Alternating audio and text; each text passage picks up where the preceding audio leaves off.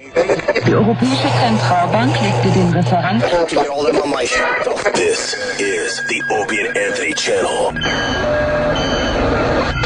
And now, a show the likes of which America's never seen. So appalling, so offensive, yet so entertaining. It's not your normal show. Beamed from satellites in space down to you every single day. What planet are we living on? It's the Opie and Anthony show with Opie. We're experts and we already know this is going to be great radio, so shut the fuck up. And Anthony. I live in a big house, I make a lot of money, and I fuck attractive girls. And little Jimmy. I don't even like in our opening, it sounds like a little...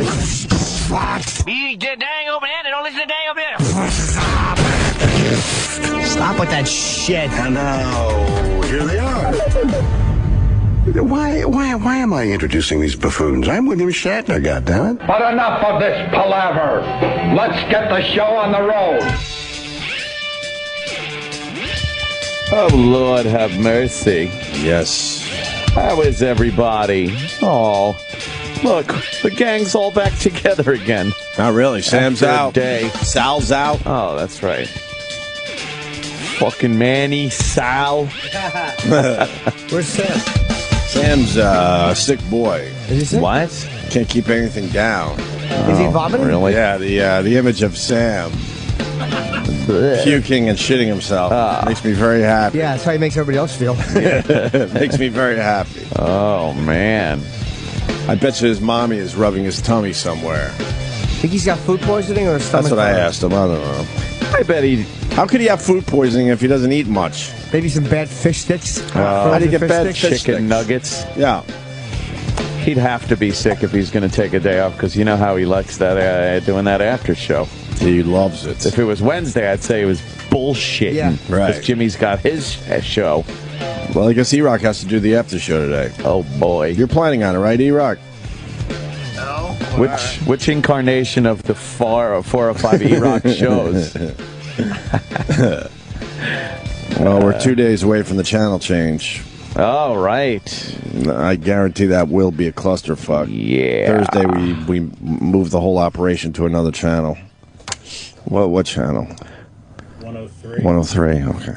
103. I can't keep For those track who have anymore. Yeah. For those who have it, but then they're saying they will have it, but I'm saying they're not going to have it, or some of them will not have it. And the thing is, it doesn't matter what the reality is. They're being told all kinds of mixed messages. Because they just read off scripts when you Yeah. call it SXM help or whatever the fuck it is. And they love blaming the show. Yeah, they blame the show. Everything that goes wrong, it's the show's problem. Oh, yeah, there was one tweet that came in over the weekend.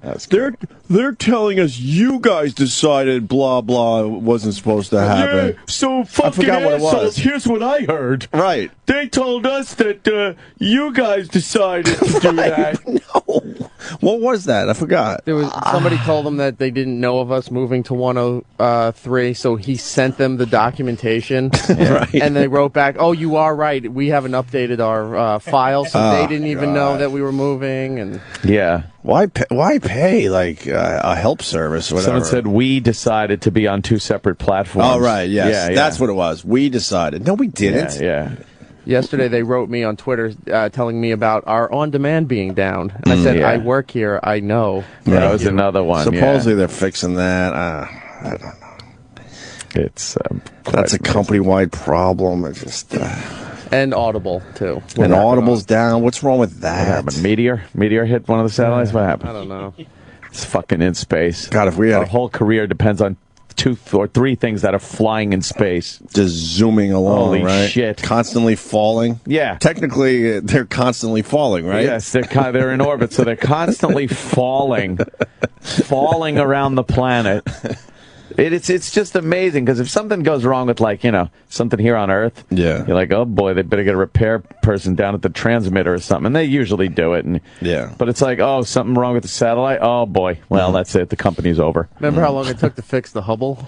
Yeah, the Hubble. I don't know. So there's all sorts of problems. What are the Twitter accounts? Because they really hate that we're giving out these Twitter accounts. SiriusXM on Twitter. And SiriusXM on Twitter for all your complaints. And SXM_help.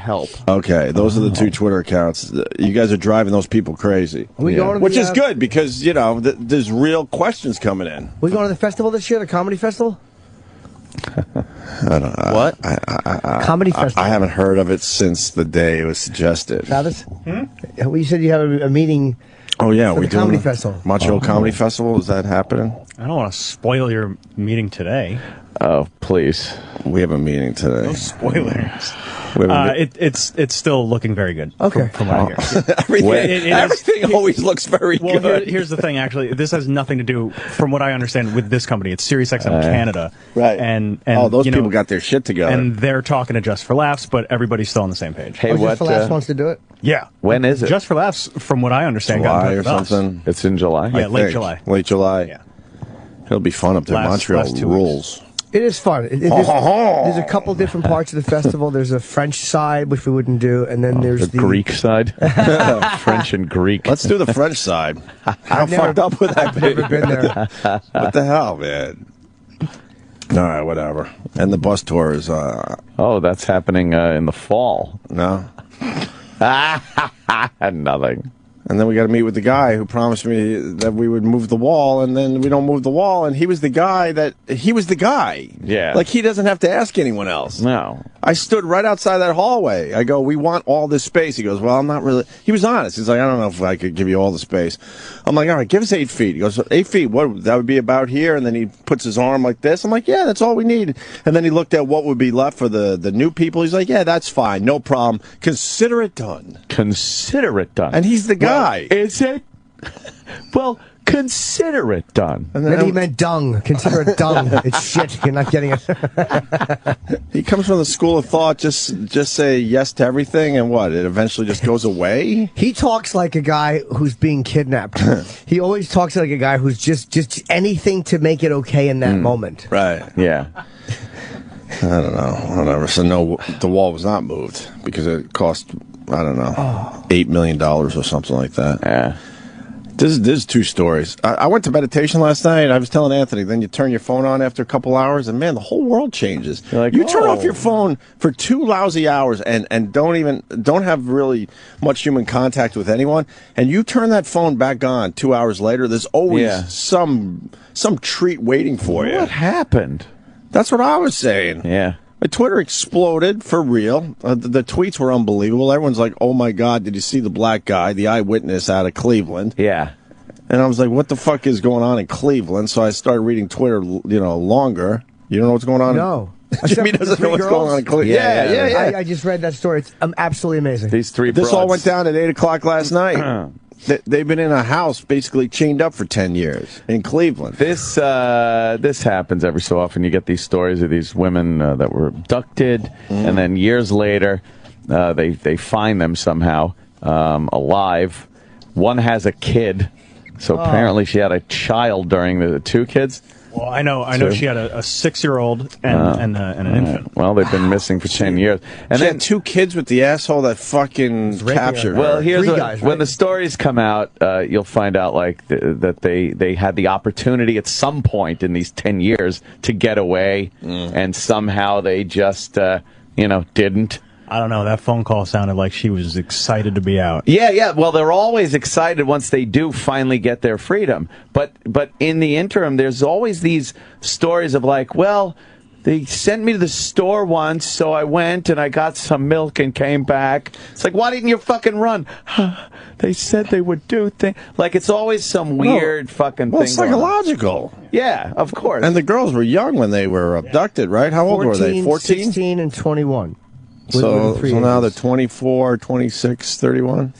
A decade of your life. In a small house with your neighbors very close. 3 men have been arrested. 3. Oh, now it's up to 3 men. Yeah, it said that 3 I didn't Hispanic men know. have been arrested. So I don't know what kind of, if it was a Spanish neighborhood or if they were. It looks like it's a Spanish neighborhood. España. Didn't he have a Puerto Rican flag right on his his front porch there? Yeah. Man. Fucking 10 years, man. A decade of your life. And the saddest part, one of the women that was abducted, her mom died.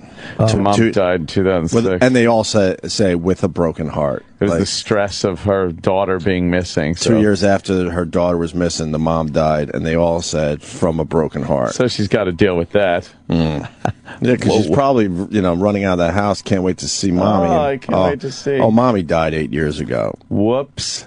Fucking, these guys should be executed. Yeah. Executed. Yeah, they'll have a nice life in prison. It'll be easy. They'll get to watch Homeland and shit. They'll have lawyers that'll say, no, these girls, they stayed voluntarily. It was great. Look, they could have left, but they didn't. Oh, stop. And they had a kid with the guy. Oh, gee.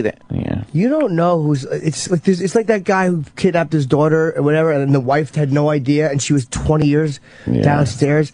I guess you... Joseph Fritzl or whatever. Fritzl, yeah. You just don't know when the guy's home. There was a case of a guy who was kidnapping. He was a gay serial killer, and he was hitting men over the head, and he would tie them up and torture them. And there was one guy who he fucking gave the remote to watch television to, and he would keep you for a week, 2 weeks, just torture, rape you, and then kill you. He was a fucking bad dude.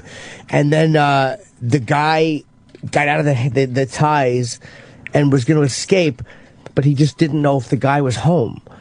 He had no idea. Had the guy left? Was he here? And he wound up going out. He escaped through the roof, and the guy was out at the time.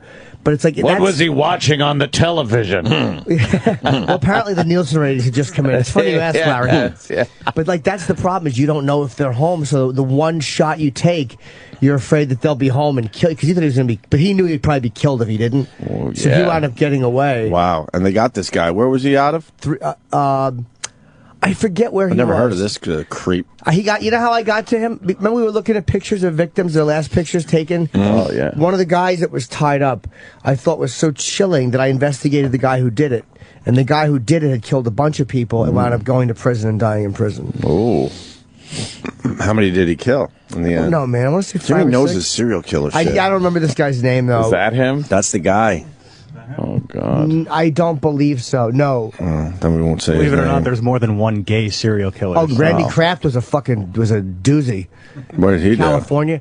Well, I think they said he killed 60 people. He would tie guys up, but he would torture their nipples with the cigarette lighters from a car. He'd torture their cocks with fucking branch. He would put sticks in their cock holes. Yeah, he was a naughty boy. He liked men, though. He didn't like kids. He was a... What's that all about? Why do you want to stick something in a guy's pee hole? Yeah. He would pick guys up hitchhiking, like Marines and shit, like real men. And, he went and he would drug the drink and give him a drink. Oh, man. And that's how he got busted. He got pulled over, and he had a fucking guy in his car, his passenger seat. And the cop walked over...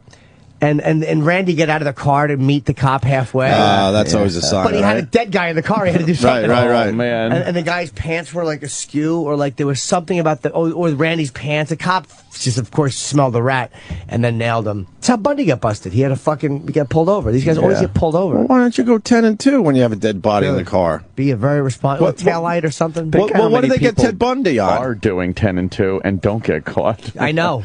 Yeah. But how did they pull Ted Bundy over? For what? He had escaped. I mean, he was in Florida. He had his car. I honestly, I might have just been a small moving violation. But I think the cop noticed he had no passenger seat. Right. And there was some kind of tools. But you don't know what the initial pullover was. No, it might have been a red light or something. He failed to pull over for a routine traffic stop. Just routine. Yeah, it might have just been a signal. Just bad luck. The officer, noting that the Volkswagen's front passenger seat was missing, searched his car, found a ski mask, second mask. So if they didn't have the routine checkpoint, he would have been on his way. Was it a routine traffic stop? Could have been anything. It might have just been he ran a yellow. They've gotten so many fucking people through shit like that. Yeah. You look at Son of Sam, they got him on a fucking parking ticket. Yeah. They got McVeigh was pulled over, I guess... Before the bombing. Oh, it was before it, okay. And they figured something out. Wasn't it before or was it after? No, it was after, because he was in That's jail. right. He got arrested on a warrant. Right. It was after the bombing. Yeah, those little fucking weird turn of events that happen afterwards. Yeah. A little luck. That's the luck factor. So we go back to Cleveland. The 3 Cleveland women found alive after 10 years. That's amazing. In this creep's house. They showed the street. The houses were on top of each other. Yeah. So obviously more is going to come out today and tomorrow. The first 3 days of a story like this are where you get all your info, all the good stuff. Yeah, and they'll pull out all the fucking the news celebrities that this has happened to. That's Smart. What's her name? Elizabeth Smart. Elizabeth Smart. What was she missing for a year or less than that? She was missing for longer than that, I think. Was she? What about the other one that was a couple years ago? Where wasn't that a long, long time? And she had there was one. Yeah, there was one who was like 20 years or something. It was 20 years, right? Yep. And she ended up having a kid or two with that guy. She was living in a little structure behind the guy's outside shed. Yeah, outside in the yard, kind of thing. I guess you can never give up for that reason. Like, and I'm guessing what happens is after a while, you're probably chained up miserably for a while. And then you get these little comforts, like maybe they take the gag off, or maybe, and then you're afraid if you scream, it's going to be right back to a fucking gas rag in your mouth or whatever. So, but this guy was having barbecues with his neighbors. Was he? Yes. I thought it was a barbecue. The greatest lady ever. What, yeah, we got some audio. He was to having play. barbecues?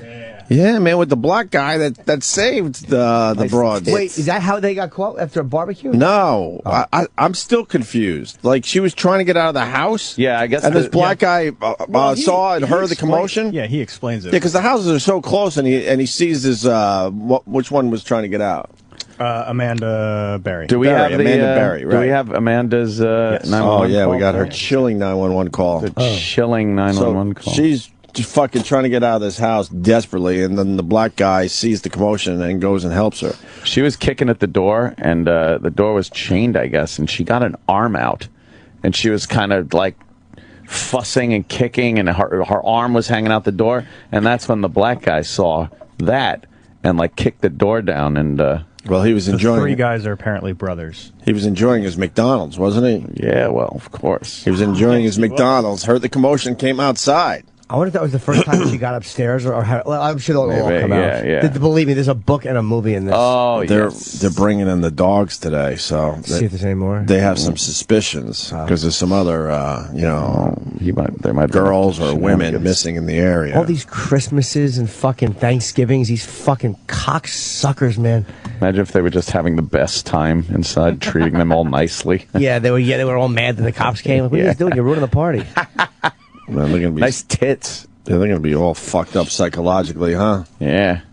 The one in the middle is Amanda Berry. Yeah. That's Amanda Berry. The one on the left is her sister. Yeah. And this is recently, right? That was last night. Yeah, she's still young. She's 27, 17 when she was taken. 14 and from 24. A Burger King restaurant that she worked at. You still have your whole life, but 21 and 31, it's like you just lost a decade. Yeah, you got your whole life with extreme psychological issues. Oh, man. Yeah. That will haunt you at night, no matter how much therapy you get. Fucking terrible. Well, your prime Anthony dating years are gone. Oh, please. Well, they were almost done before they got kidnapped anyway. They were at the tail end of it? Yeah, the 21-year-old was over the hill. She was old hat. Old hat. They knew where not to look. So anyway, she gets out after clawing her way through the front door, and then the black guy helps her. And this is her 911 call. Ooh. This is the long version. The news is only playing, a quick snippet. Help me, I'm Amanda Berry. You need police, fire, or ambulance. I need police. What's interesting, she's like, help me, I'm Amanda Berry. She knew that she was pretty fucking famous in that area. It's Amanda Berry. She probably saw all the stories on TV. Yeah. Went, holy fuck, I'm famous in this area. She says in the clip, she's like, I've been on the news. Oh, wow. So she must have seen that. How horrific is that, seeing news stories of yourself on TV? The thing that bothers me about this clip is as it goes on, the 911 operator, I don't think understands who she is. Of course not. She's starting to get really annoyed. Like, all right, just stay there. The cops are coming. Relax. Yeah, but the 911 operators, they know everything. They told him to stand down. They told George Zimmerman to stand down. Shut up, 911 operator. Please. I used to get mad at coffee for the men. I used to get mad at the 911 operators, but as soon as the call comes in, they're on it, right? Yeah. It's just her job to kind of get the info as the cops are already doing their thing, I assume. These are the same people that get the calls that say, there's not enough cheese on my Whopper. Right. So they have to weed through a lot of fucking wackos, too. That's a rough job. As soon as they hear a panic like that, I just assume they're already on their way, and it's just the operator talking them through basic info at that point. Police, fire, ambulance, like the first thing, what do you, enough shit. I hope that's how it works. Because if it's not that way, then this is You'll bad. Hear on the clip, she's like, all right, we'll get somebody as soon as we have a car available. Car open, she says. Yeah, wow. Meaning they're busy with other shit. They're kitty up a tree, you fucking bitch. Yeah. The car. Do you understand? I'm Amanda Berry. Leave a 911. You need... Hello, please. Help me. I'm Amanda Berry. You need police, fire, or ambulance. I need police. Okay, and what's going on there? I've been kidnapped, and I've been missing for 10 years, and I'm here. I'm free now. Okay, and what's your address? 2207 Seymour Avenue. 2207 Seymour. Looks Seymour like you're calling Butts. me from 2210. Looks like Get you're it? calling me from 2210. I can't hear you. It looks like you were calling me from 2210 Seymour. Yeah, I'm across the street. I'm using the phone. Okay, stay there with those neighbors. Talk to the police when they get there. Okay. Why would you stay across the street? With the neighbors. With Yeah, the but fuck that. Look how close these houses are. I'm gonna run. If all of a sudden if the Hispanic comes out that front door looking for his catch, Yeah. who knows what he's capable of doing? Fuck that. Another thing you could do in times like that too is if they say call the fire department too, get them both there. Oh yeah. Because the fire department comes, those big loud ass trucks. Everybody. Yeah. There's nothing worse when you're doing something wrong. The fire. Yeah.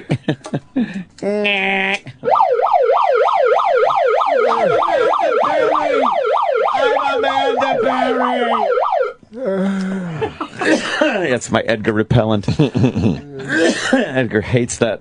Okay, stay there with those neighbors. Talk to the police when they get there. Okay. Okay, talk to the police when they get there. Okay. Hello? Yeah, talk to the police Stop when whining. they get there. Okay, I'm going right now. We're going to send them as soon as we get a car open. No, I need them now before we get back. All right, we're sending them, okay? Okay, I mean, like, Who's the guy? Who's the guy you're, who's the guy who went out? His name is Ariel Castro. All right, how old is he? He's like 52. All right, and Steven, I'm Amanda Berry. I've been on the news for the last 10 years. Okay, I got that here. I already. And you said what was his name again? Ariel Castro. And is he white, black, or Hispanic? He's Hispanic. What's he wearing? I don't know because he's not here right now. That's When why he I got left, away. when he left, what was he wearing? Sweetheart, it's a pity. What? Right, the police are on the way. Talk to them when they get there. Okay? I told you they're on the way. Talk to them when they get there, okay? All right, okay. Thank you. Bye. Wow, fucking Wait, chilling. hold on. Did that 911 operator actually get off the phone with her? Yeah, what the fuck? What a dumb fuck. You stay on the fucking phone. You got somebody who's been missing for 10 years, and this dumb motherfucker is going, talk to them when they get there. Yeah, well, he sees other calls coming in. But that's true. But no, still, this is one you say, fuck everything. I got to stay on the line with this. And you don't this know girl. at that point what the situation is. Of You don't know if course. she's still in danger or something. You stay on the fucking You don't phone. know where the guy went to after he left his That house. He could have dummy. just been, borrowing something from a neighbor. Who knows? What a dummy. Yeah, he was a Walked down the street, walked his dog. I don't know. Is that chilling or what? Yeah, that's she's just expecting everything to just, be there for her immediately, and she still has to explain herself. Yeah, well, got to free up a car. It's like about lunchtime. So, what was he wearing for 10 years? Give me every fucking little costume change. Sylvia Brown, the old lady psychic. Yeah. That's very creepy when she talks. Yes. I think she was on Montel Williams, I want to say. And she told, I think it's Amanda Berry's mom, that Amanda Berry was dead. She did her little reading on Montel Williams and said, I'm sorry to tell you. Oh, did she? But your daughter is dead. She had a 50-50 shot of getting it right. No kidding. Yeah, exactly. The kid's alive, the kid's dead. There were a lot of people that believed in Sylvia Brown, but she's had some fucking bad ones. Has she? Oh, yeah. I know Can her you find name. that clip? It might be online there. Montel Williams, Sylvia Brown. There was a great bullshit, Penn and Teller bullshit episode on the psychic fucking psychics helping the cops and stuff, and how it just doesn't fucking work. Right.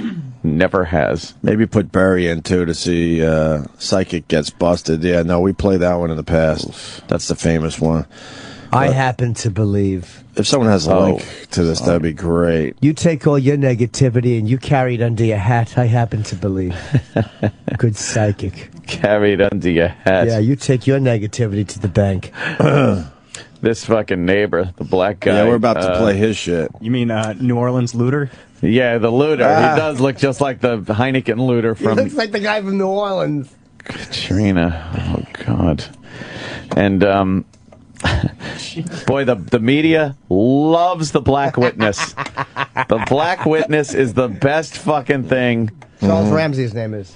Yeah, it's the greatest invention ever. The local news just search out any black person in the area. Yeah, when these big stories go down. Well, the white reporter that was talking to him that I saw last night, he was loving it. He's got the mic in his face. He's asking him questions because it's all gold.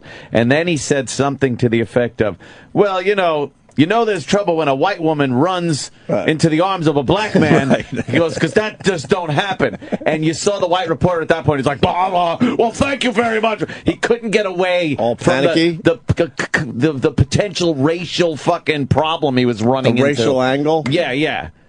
Scared whitey. "Oh, don't talk like that. Oh, I gotta run away." What do you got there, Travis? I just keep. I'm reading updates about this story on Gawker, and the suspect's son is a journalist, and he wrote about this case in 2004. He must have had an amazing angle. Yeah. He had no idea, huh? No idea. He had no idea that his father was the guy?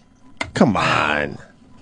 Wow, this... Who knows? Maybe they were estranged, you know? This is going to be some shit that comes out. Yeah. This is going to get If really you're not interesting. living with the guy, like, how do you know what's going on? I think my father's been kidnapping people. It's really weird. I'm like, "What have you been doing, Dad?" He goes, "Oh, nothing. I'm just digging in the yard. I'll call you later." I think they find dead bodies today. I think they find a body or two in that backyard. Yeah, I think so. Maybe a couple that they caught that weren't cooperative. Real kiss. Here's the eyewitness that helped Amanda Berry get out of the house, the black guy that everyone's talking about today. Hey, Charles, let me talk to you. I'm talking with Charles Ramsey. He's a neighbor. Walk me through again what happened this afternoon. You heard screaming. Heard screaming. I'm eating my McDonald's. I come outside. I see this girl going nuts trying to get out of her house. So I go on the porch. I go on the porch, and she says, "Help me get out. I've been in here a long time." So, I figured it's a domestic violence dispute. So I open the door, and we can't get in that way because how the door is, it's so much that the body can't fit through, only your hand. So we kick the bottom, and she comes out with the little girl, and she says, "Call 911. My name was Amanda Berry." Did you know who that was when she said that? When she told me, it didn't register until I got the call in 911. And I'm like, I'm calling the 911 for Amanda Berry? I thought this girl was dead. You know what I mean? And she got on the phone and she said, "Yes, this is me." And the detective Cook, right here, Detective Gregory Cook says, "Charles, do you know who you rescued?" I said, Now, and when did you see CG? That's great. The best part is when there's like a cop sound. Oh, yeah. His immediate, he went from helpful witness on the news to I'm a black guy in Cleveland and I just heard a police noise. That siren that you just heard in the background, he stopped and his eyes opened. He turned his head like he snapped his neck. He was ready to run. He was thinking Pavlov's dog. He was thinking, "What the hell did I do?" Yeah. You want to just play it from here? No, yeah. Know what that means? He's probably guilty of something. Warrants. Oh, he's got some warrants. I bet you this turns out bad for the poor guy. Yeah, you're gonna hear that. And on a side note, you might remember Mr. Ramsey, who did the interview. He is now in prison. Because there's never a fucking Hollywood ending, man. No. There's always a twist. All the shit always ends up bad. He's our hero today, but they're going to get him on something. The look he gave. That means he's scared. He stopped in his tracks. He stopped. His eyes got real wide, and he turned his head like, "Oh, shit." I say it now. They're going to get him on something, unfortunately, which makes this a shitty ending again.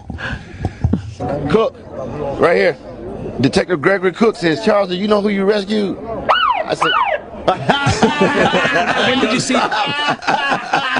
He's like, "Oh, that's the one." He's like, "Oh, shit." Oh, shit. That look he gives to the left. Oh, my God. It's perfect. Oh, fuck. Cook, right here, Detective Gregory Cook says, "Charles, do you know who you rescued?" I said, I can't get enough of that. It's fucking, his face is... Look at he's staring. Oh, man, that's a guy with warrants. Yeah, he's like, oh, you got to be shitting me. Because I think he's only been in the neighborhood a year. Oh, is he? Wow. Oh, my He's probably God. hiding from some dumb thing. I don't even think it's that bad of a charge, but oh my God, something he's going to have to deal with in the next couple weeks. Mark our word. Yes, that look is not the look of a guy. It's going to be, remember Charles, yeah. the guy, Charles Ramsey. Well.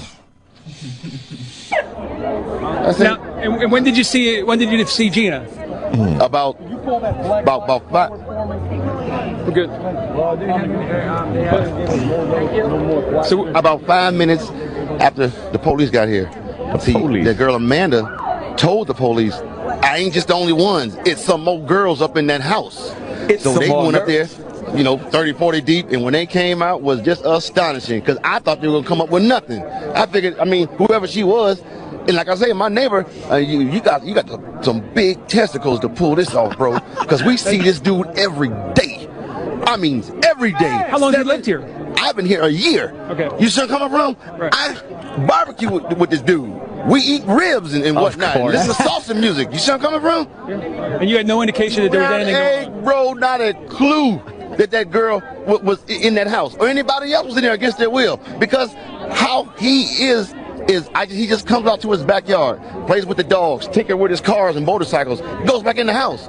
So he's somebody that you look away because he's not doing nothing but the average stuff. You see what I'm saying? There's nothing exciting about him.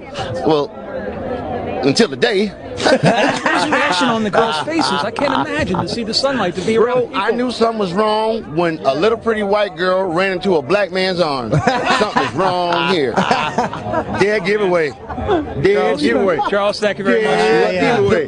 Thank you very much for your Can't get time. away fast enough now. Yeah. Dead giveaway. Dead giveaway. Like, why would you walk away from him at that point? He's the guy you want. Because he's smart. Because I would have gotten fired trying to be funny. I would have said, like, yeah, well, those are some of my favorite pornos.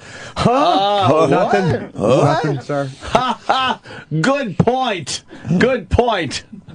Yeah. She homeless or she got problems. That's the only reason why she run to a black man.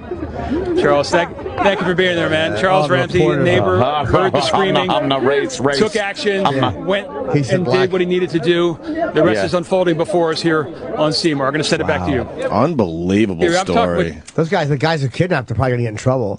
Oh, they're in Dutch. Unbelievable. Do you have Sylvia Brown? Can we find that clip? Yeah, it's got to be somewhere. I'm looking. We'll find it. But she said a few years back that damn, the girl was dead. Have Ernie pull it. Who? I just like making up people. Oh. Make up people. Someone texted me, Twittered me, about the guy we were talking about, the serial killer. They said he's from Kansas or something, and he poured drain cleaner in one of his victims' eyes. If that's the guy. Ugh.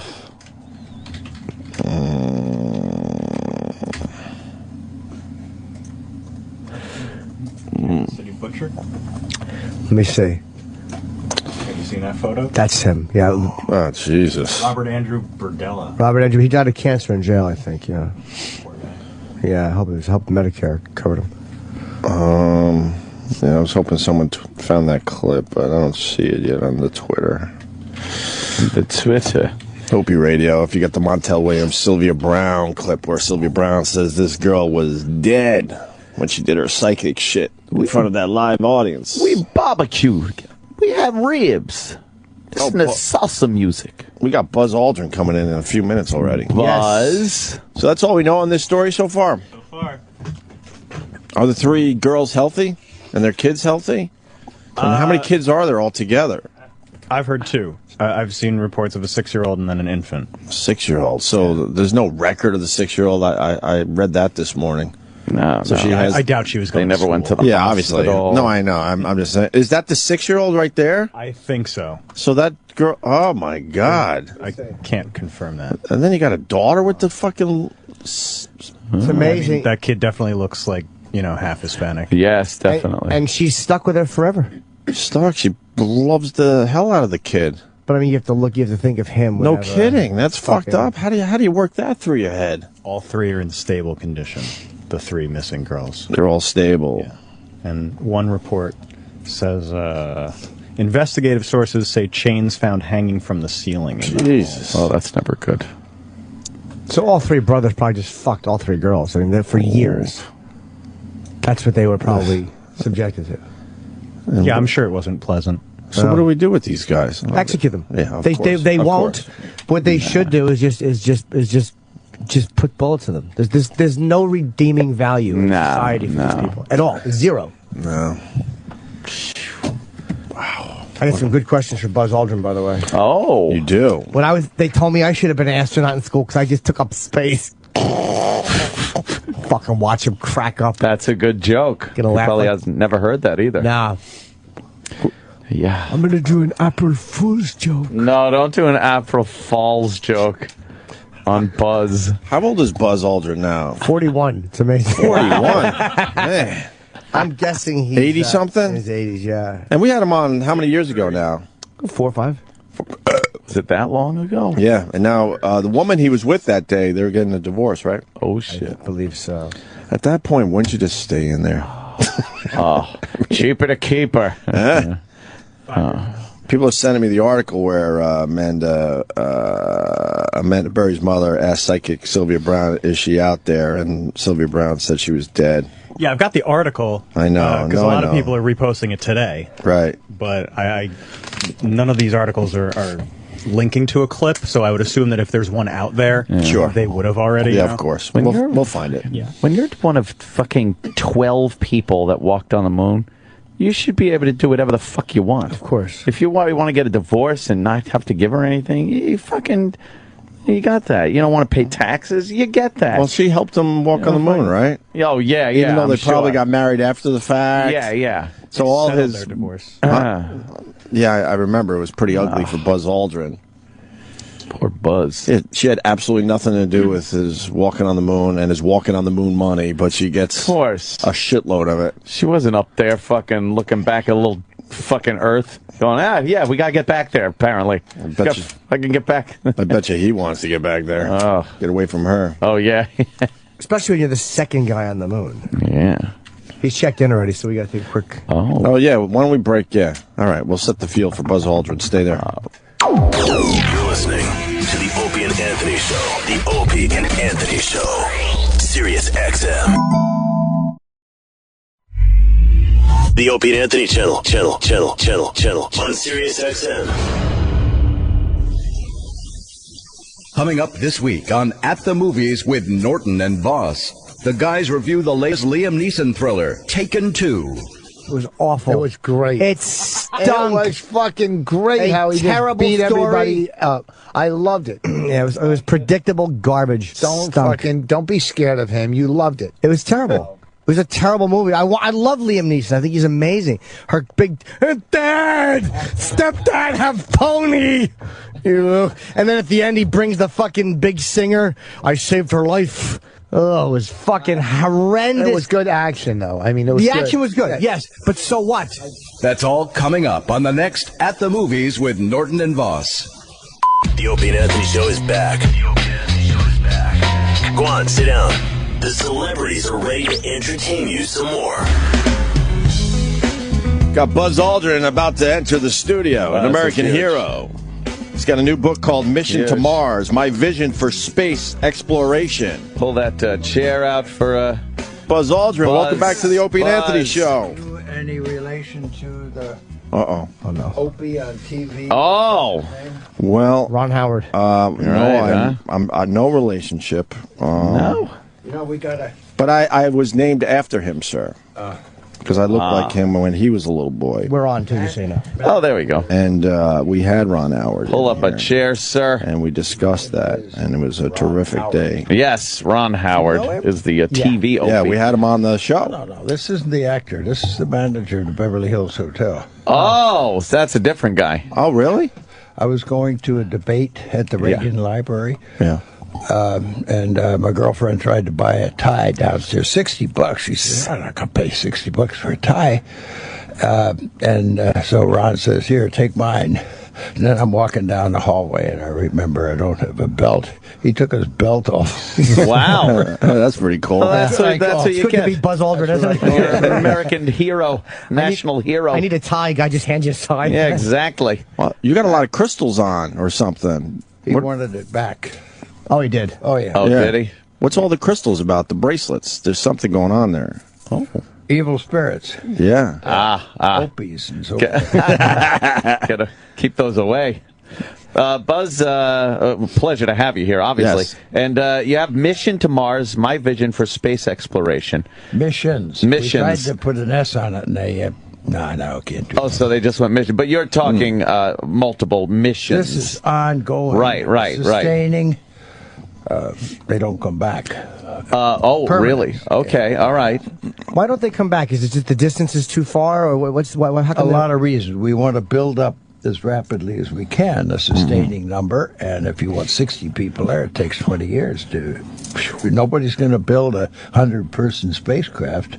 Right. So you just get them there every 26 months. Ferry them over there. That's when Earth goes around twice and a little bit more. Mars goes around once, so Earth... A little closer, right. The timing has to be impeccable with the launch, Yeah, it does, yeah. Yeah. Do you build the habits? Omega watches. Yeah, the Omega watch. I remember those commercials. They were, hey, we're the watch of the astronauts. Do you build the habitat? How do you build the habitat first? Is there a lunar, something that builds it first before they arrive, or how do they build where they're going to live? Well, you need a short transmission time. Not even from the Earth to the Moon. That's a second and a half, 3 seconds round trip to see what whether it did what you told it to do. So we practice on the big island of Hawaii when somebody designs what the International Lunar Base should be about. So we practice and rehearse and so work out the kinks. Then we do it on the moon for the other international countries. We do it from a controlled base on the far side of the moon. It's a neutral gravity point 50,000 miles away. So we put a control center there to do the robotics science and for the caterpillar digging the crystals from the dark parts, the craters. But its big job is to learn how to land, to put these things together. And these are not small, they're big. And they got to travel over somewhat uncertain terrain. Right. Then dock with each other, hook up the electrical leads. Nobody knows how to really do that. Right. So that's why we got to practice to do it at the moon for the internationals and tourist type people. Wow, yeah. And then we do it from the moon of Mars onto the surface of Mars. And what about one thing they say with astronauts that traveling 3 years in space or whatever it is illness, cancer, broken bones, like these little? Do they have a technology yet where they can kind of monitor you on a microscopic level? Is that what they're working on to kind of catch these things before they get started in astronauts? Well, it's called an EKG. If you go to an auction, you can get Neils and buying EKGs at an auction during landing on the moon. Yeah, they're actually selling your EKGs from when you were touching down on the moon. Interesting. I thought at first it was just normal. Nothing was different. Yeah.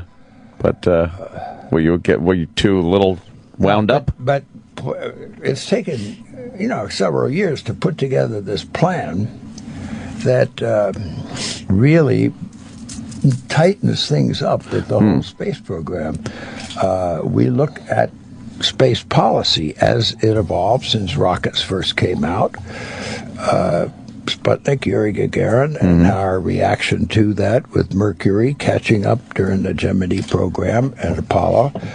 Then we start running into things where things didn't quite go right. We made some bad mistakes that took away what we would love to have today. Yeah. And then Bush said the same as the accident board, retire the orbiter at the end of 2010.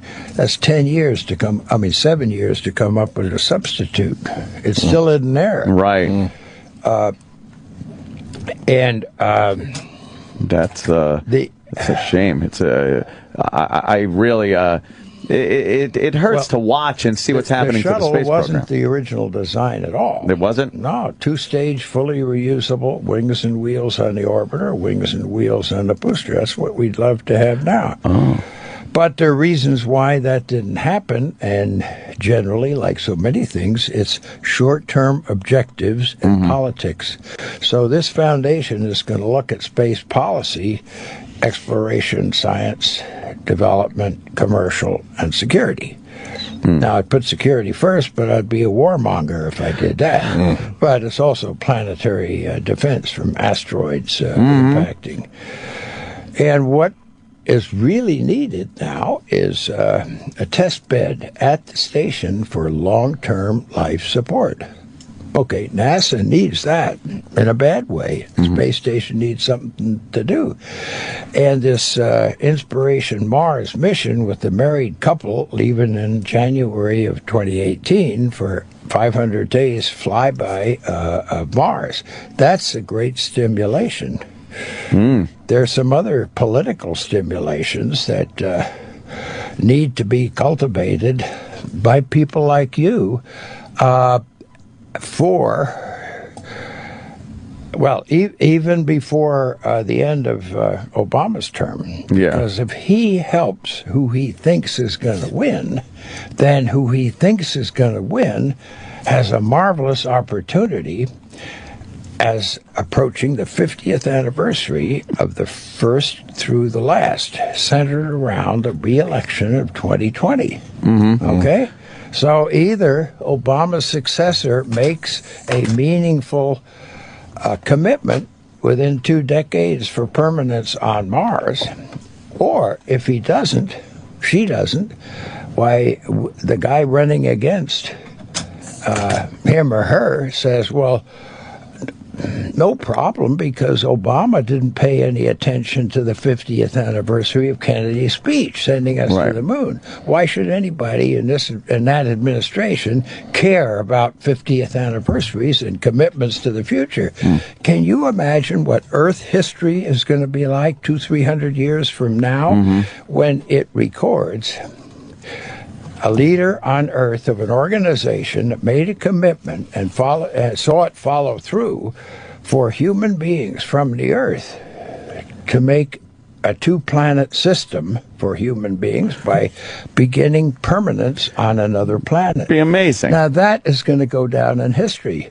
I had a religious guy standing next to me as I was explaining it, and that guy's going to be in history greater than Alexander the Great, Columbus, Genghis Khan, Moses, Abraham, and Jesus Christ. He didn't like that. He probably liked a lot of them, but not that last one. But he didn't like that. Can I ask you too? If they say that I've always heard that they were going to colonize the one, what's it? Io, is that Jupiter moon? They said was a good candidate for it too. That's got volcanoes all the time. Oh, so is that not a good candidate? That's not a good place. But are there any of the Jupiter moons that are, or no? Maybe I'm thinking of the wrong one. Yeah, I kind of lose track of the names, but there's one. One that has ice. Then you can see the cracks in the ice, and the ice may be 15, 20 miles deep. Ice on top of water, and at the bottom of the water, of course, may be the same tidal effects on the rocks of this moon that may cause the same vents around which all sorts of animals are found here on Earth, with no sunlight, just salt water and the minerals coming up from the deep vents. So there are a number of people think that might house some life. Of course, they breathe water, and they don't come to the surface, and they don't text or send email. That would be a little. You've heard a lot of things talk about astronauts that see these things when they're traveling, and I don't know whether to believe it or not. And there was a guy who came out recently. I don't remember his name. His name was, you'll know him, Ed. He was an astronaut. Ed Mitchell. Yeah. And he said, Dr. Ed Mitchell, and he's saying that he saw extraterrestrial craft, or he said he saw something. And it's really hard to discount an astronaut. I mean, you can write off certain people. Oh, I don't find that any trouble at all. You don't have trouble discounting that? He's a great one for psychic communication. So he was going to do an experiment when he went to the moon, and it was to look and concentrate on certain playing cards or numbers, whatever it was. And somebody back on Earth was to get the message. It was so wrong that they started thinking there must be a correlation with it being so wrong. Because it's so wrong. There has to be something. Yeah. Must be some creatures reversing it. This Mars missions, though, people always look back at the Kennedy speech about the moon. And it's one of the great points of this country and what we achieved over that amount of time. And it was time, and a lot of work went into that, obviously, Where is that passion these days with the American people, to the pride to see something like that happen again? I don't know, but I think, people wrote the history, a very classic history of that time period, and the timeliness of that commitment, and he drew a conclusion saying that the elements that were coming together at that time just could never repeat themselves, and he didn't think there'd be any way. But if we submit things to the president like we did, and it's called a flexible path, which means you're ready to do a lot of things, but no destination and no time period, why then somebody in the administration, whether they were looking at my submission or not, which had tests of the interplanetary spacecraft, initial ones were a 1 year, you fly by a comet. Well, so what? It's a test of the spacecraft. But as you fly by the comet, you crash the upper stage into the comet. So everybody back here on Earth with their binoculars looking at the tail of the comet sees it go boom. Right. And you take pictures of it as you go on by. That's the kind of public interest in what we're doing. And this married couple flying by Mars will increase tremendously. I have to convince people that are sure that we should go back to the moon this time to stay. It's a wonderful statement. But what it costs us to do that, we can lead bringing the nations together and deciding where the base is going to be, then build the base with a key element, an early control center hab module for the interplanetary craft, testing the temperatures that are very hot, very cold, and the radiation that's on the moon. I think it's a problem in that finance is looked at so much, the cost of all these things. But the technology and innovation for the people that comes out of the space program and these very grand ideas always pays off. It always winds up being better for people here on Earth. Well, unexpected things come along, and we learn, as I pioneered, that training for spacewalking is best done underwater in a spacesuit with neutral buoyancy. Was that your idea? No, not my idea, but I welcomed it because I'd been a scuba diver for almost 10 years. Oh, you were? Before then.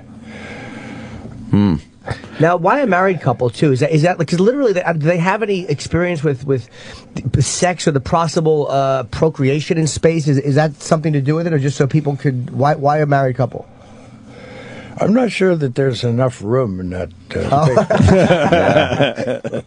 space. Well, there's a very likely candidate of two people that I know quite well because we brought them into our diving group called the Sea Space Symposium. It's a couple that were 2 years in Biosphere 2, and they couldn't stand each other, so they got married. But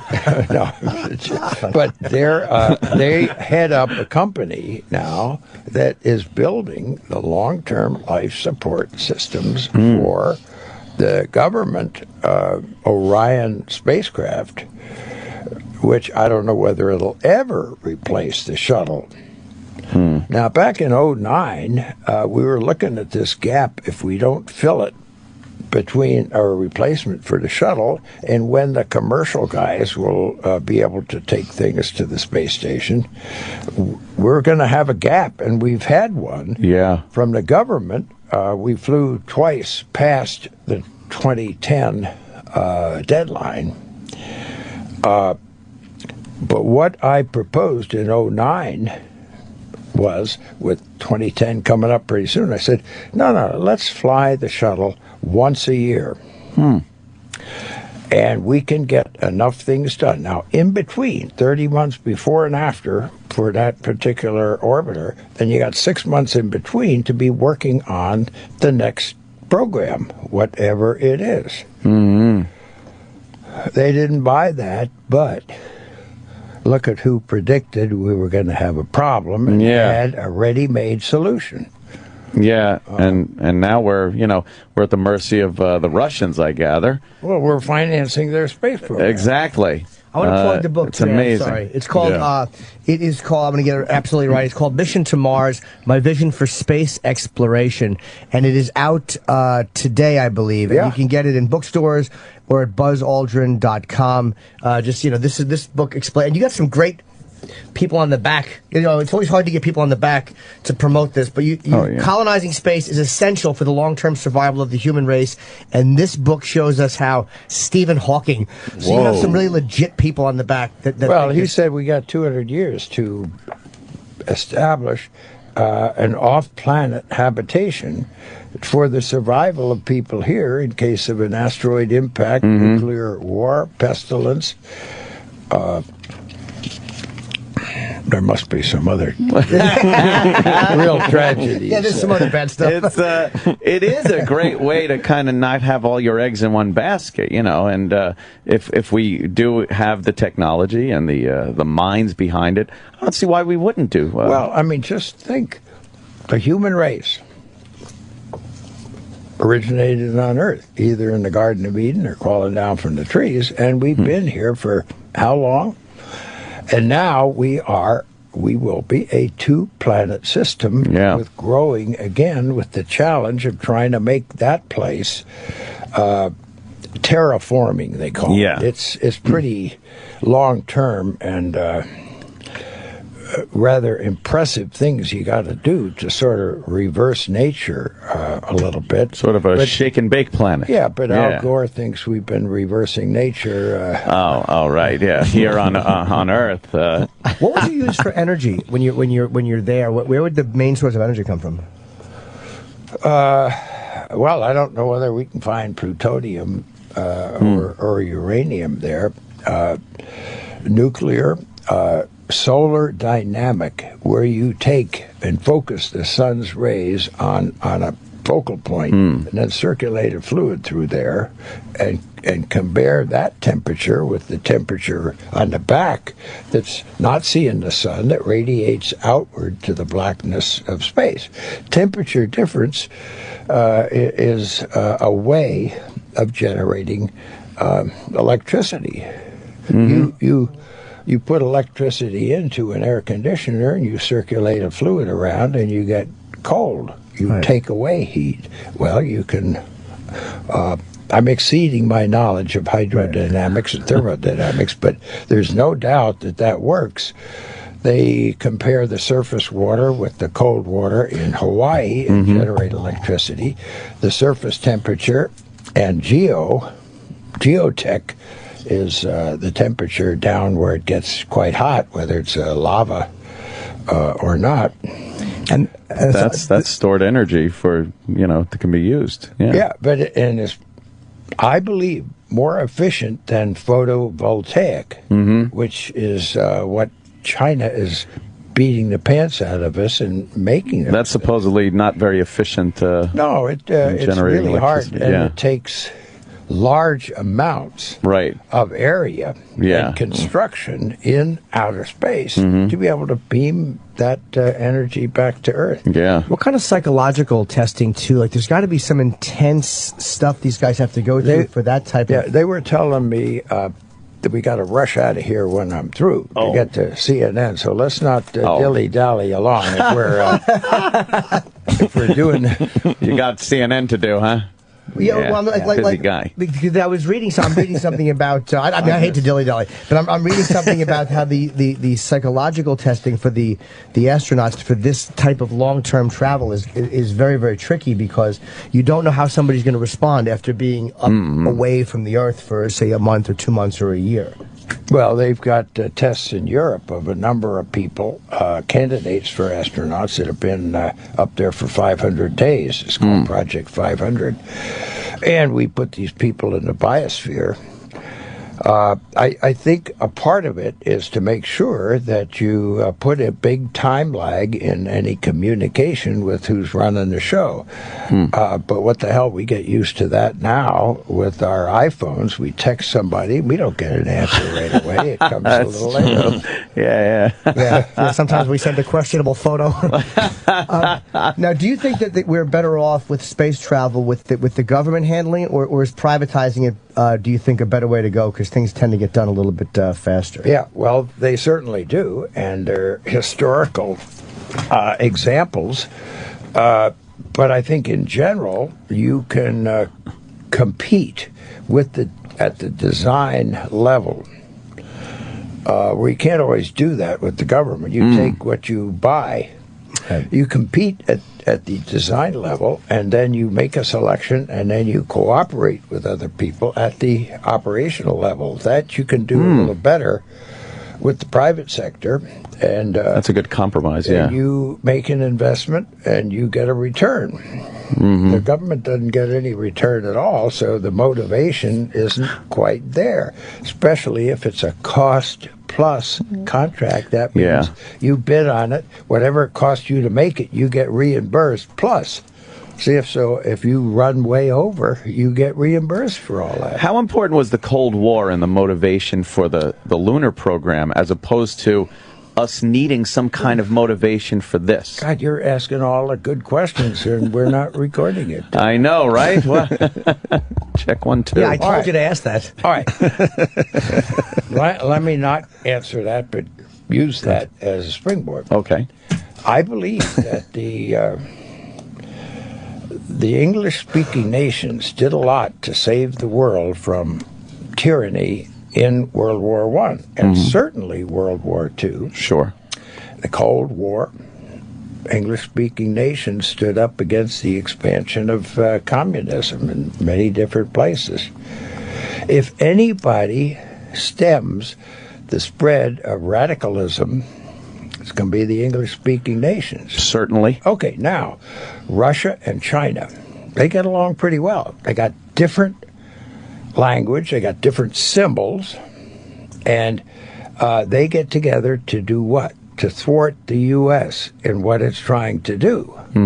So why shouldn't the English-speaking nations be a little bit more cohesive? Right. The technical language a while back used to be German. Not anymore, it's English. The diplomatic language certainly used to be French. Not anymore, it's English.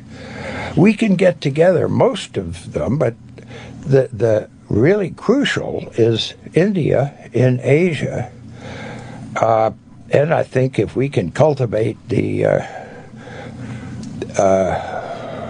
cooperation with Japan and India, and the U.S. involved in that, Japan wants to really sort of concentrate on lunar landers and ascent vehicles. Well, the Indians could use that kind of help. We could, because we don't want to build those things again. But we got a few things to land. And when we get all that ice from the craters, we got to get it up into where the sun shines all the time at a refueling depot. Right. And a global consortia of commercial companies can finance that cooperation. So the Japanese launch the ice to a fuel depot on the near side of the And is that to get the hydrogen out of the water for fuel? Yeah, you separate the water into hydrogen. A fuel cell, right. Yeah. Wow. That's a great idea. we have to wrap up. Oh, yeah, Buzz is very busy. But let's promote the book properly. Yes. It is. It's called Mission to Mars. It's out today. It's Buzz Aldrin, My Vision for Space Exploration, and it's just a brilliant look at how we're going to get to Mars. And there's endorsement on the back from Stephen Hawking, and you're the real Buzz on Twitter, and you can go to buzzaldrin.com.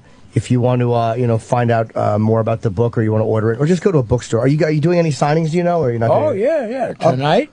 Where are you doing it tonight? We don't have that list. We can plug that after you go. We'll plug the book signing find that after out. you go. We don't have that in front of us, but Buzz will be doing signings probably here in New York. He's undoing his shirt. Oh, Wow. He's got the real Buzz T-shirt on under there. It's a T-shirt that says That's my Twitter. the real That's Buzz. your Twitter, yeah. The real Buzz on Twitter. And on Twitter. So and we'll get as soon as the break is over, we'll tell you where you can come Sure. and meet Buzz tonight for a book signing in the coming days. Buzz, Sure. great to There. see you here. You're one Thank you of so my much. heroes growing up, and it's fantastic. I hope we really see some of the visions that you put in this book. Absolutely. Thanks so much. They're evolving as we speak. Yeah. I add other things. I've got a nonprofit that's promoting my ideas. You're always Another working. nonprofit that's promoting the exposure to the American people of space policy over the years. Yeah. And from that, we should learn how to avoid short-term political decisions. Well, I think people like you that have done such amazing things for the program are very important for people to see and talk to you and read what you've written, and I think it keeps the space program keeps it alive. Yeah, we got to get him out of here. Thank you, Buzz, very Aldrin. much. This is the Opie and Anthony Show. SiriusXM. The Opie and Anthony Show is back. Go on, sit down. The celebrities are ready to entertain you some more.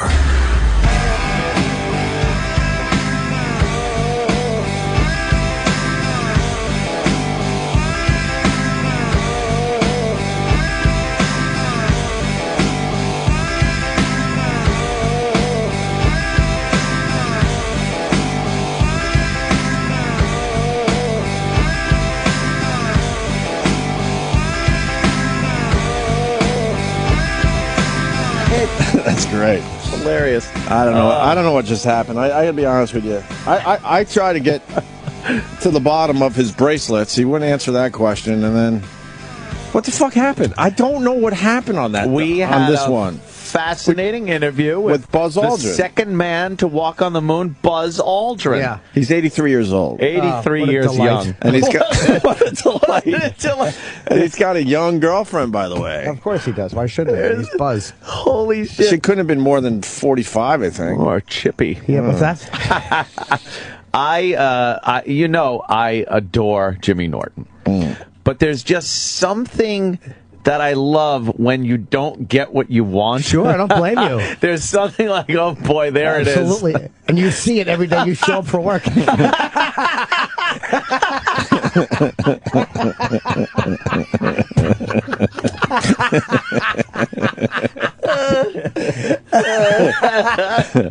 God damn. I try to get just fucking shut you down. Totally. I try to get people, because I want to display these at my thing, so I try to get people to sign the front of my book. Which is no big deal. No, it's not a big deal. It's really not a big deal. So I hand him a silver Sharpie. Silver Sharpie in the book, Buzz. Yeah. But you sign the front, and he goes, no. And he opens it up. No, you sign the inside. He just says no to Jimmy. And he opens it up. All right. And then he realizes he's signing. He goes, it's silver. He goes, oh, it's silver. And I'm like, tell me you gave me a silver Sharpie, a pen. Well, with the color silver. Look at it. It's like, yeah. But then I try to get it, and then I'm like, well, yeah, I like to display him, and he just closes it. And hands it back to you. All right. It's like five and a half pages in. He signs it with a silver Sharpie instead of the cover, which it would have been great. Buzz Aldrin, Mission to Mars. With a nice My Vision for autograph. Space Exploration, with a nice Buzz Aldrin in silver on the cover. Did he No. really do it 5.5 pages in? It's just... It's the like, worst spot possible. 1, 2, 3. It's after that page. and he signed mine too in black Sharpie, but you know, it would have been nice on the cover. Why doesn't he sign the display it. cover? What's the problem with that? I have one thing. Obviously, he has a problem with that as well. He's a grouchy guy. He's really not a nice guy. But I have. He's just simply not. You know, but the reality Why is... did he say don't dilly-dally? What were we doing wrong there? It was a great question. Of course, with the psychological It was a testing. brilliant question. Don't dilly-dally. I gotta be the CNN. And then a few times he went like this. Like, hurry up. Wrap it up. Wrap it up. So if you want to see him and go to his site and find his book signings, I ain't fucking plugging him.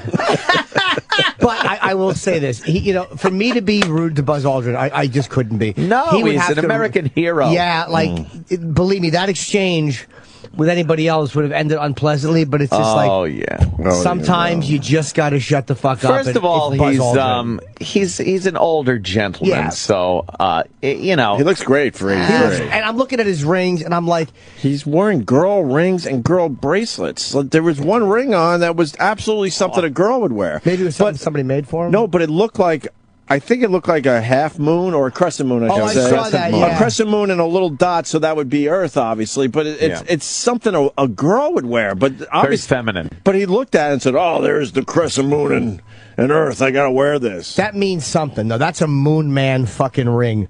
That's like everything he wears is he's a moon tie. Like everything he has is like NASA. I walk on the moon. You think he likes the moon, or he loves it? He definitely loves the moon. He's like remember how the guy what's his name that played Gilligan? Bob Denver? Sure. Remember how he walked around with the Gilligan hat on all the time? Just so people go, oh, it's Gilligan. Oh, it's Gilligan. That's what Buzz does with moon shit. Right. He just walks around juggling moon rocks. Well, wouldn't you? Like he's got this moon tie, space helmet. Nothing else you do would matter. Nothing. If you walk on the moon, that's your life. You should kill yourself on the moon after that. And, you know, I make a hell of a steak on the barbecue. Yeah, who gives a fuck? Great, Buzz. You're on the moon. I tweeted a picture of his right wrist. It's old lady stuff he's wearing, and I try to ask him. Obviously, it's some kind of crystal thing, giving him some superpowers. But I guess he didn't want to talk about it.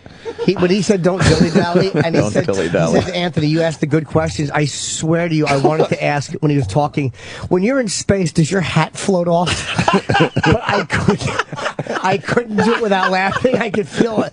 The last 2 minutes of the interview, I'm just looking down and trying not to laugh. But we should have just done that. Oh, we're getting a little soft. I can't fuck around with him. No, not Buzz. Buzz is one guy I can't fuck around with. There's the picture of Buzz's. Out of respect. Look at it. That's his right hand and his wrist. That's stuff I swear to you my mom would wear. It's Tiffany blue. Like that's something that. But what is it? Is it crystals for superpowers or? E-Rock wrote this. It's something Mrs. Roper would wear. Yes, Mrs. Roper jewelry. Oh look, CNN coming up. Buzz Aldrin. Yeah. Let's see how CNN handles him. It'll be different. What a curmudgeon. He is a curmudgeon, but again, he gets a pass, man. A guy like that really does get a pass, whereas most people, even actors, wouldn't. Fucking actor. They, what do? They get in front of a camera and fucking act. It's like if they're being nasty or fucking curmudgeonly, you're like, fuck you. That guy, he's an American hero, a national fucking hero. Buzz Aldrin really did a lot for humanity. Yes. You can't fuck with him. So he gets a pass. It was just funny to be in it. Oh, we could call him out on being a fucking, a prick. E-Rock, what was your favorite part? I wouldn't be rude to him personally, ever.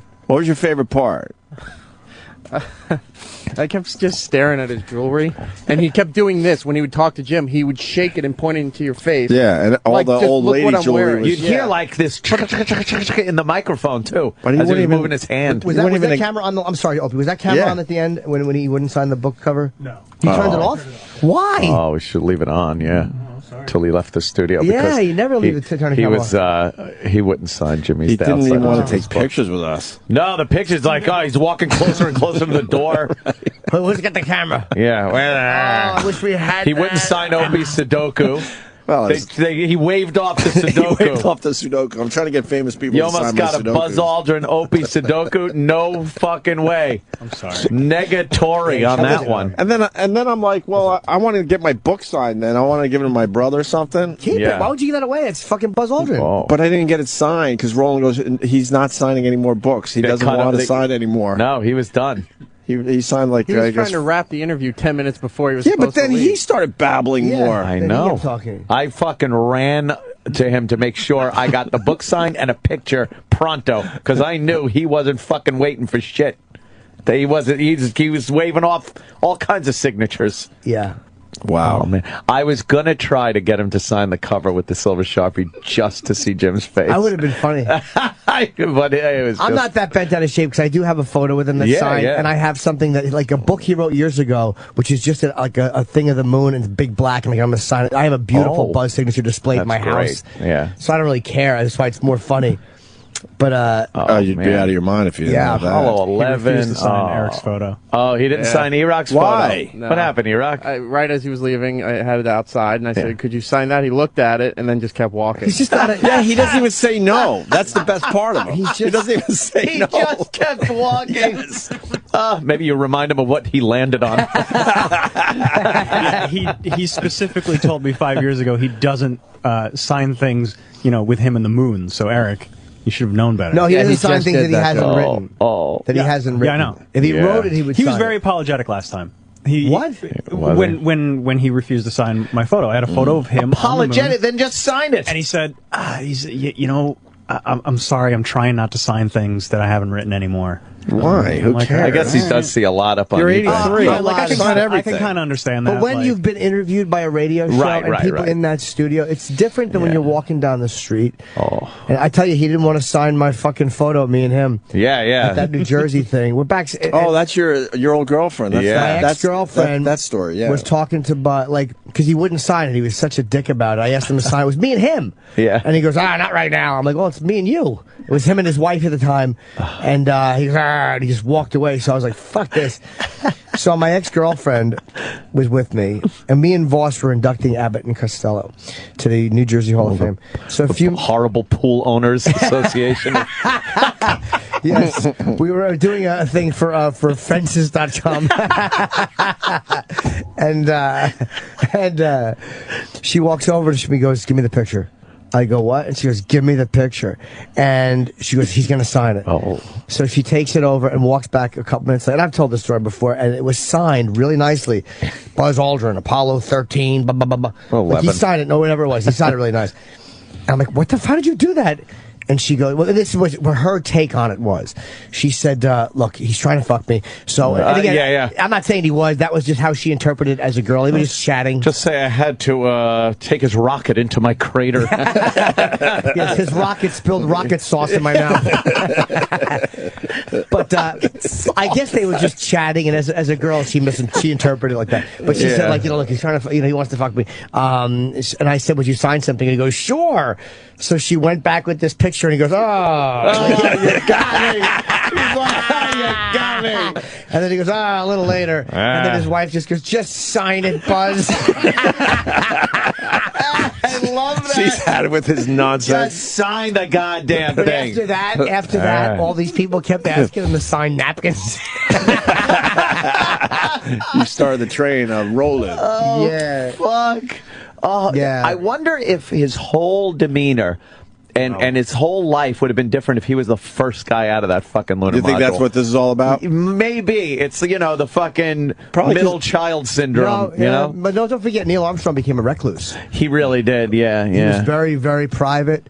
It's a weird thing with like when you talk to Buzz Aldrin, it's like he's talking about Obama. Like there's not a head of state he can't get access to. Right. There's not a head of state in the world that wouldn't. They want all to have meet to him. deal with him. Yeah, he's the second guy. Right. He's Buzz Aldrin. I mean, These guys, too, weren't, like actors and stuff. I think there's this kind of assumption that if you get popular, you're going to be famous, you're going to have to deal with this shit.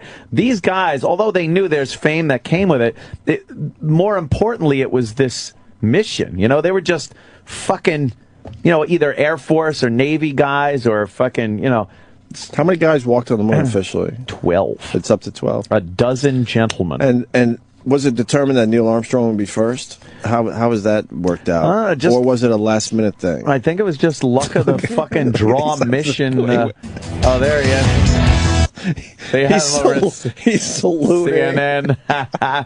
he doesn't want to dilly dally. I love that he said dilly dally. He said dilly dally. No, how was that determined? Did that ever come out? I'm not sure. They pull straws. What do they do? You're right, draw straw. No, I think NASA just decides, hey, it's going to be Neil Armstrong, first guy out. He was the mission commander, that's why. Yeah.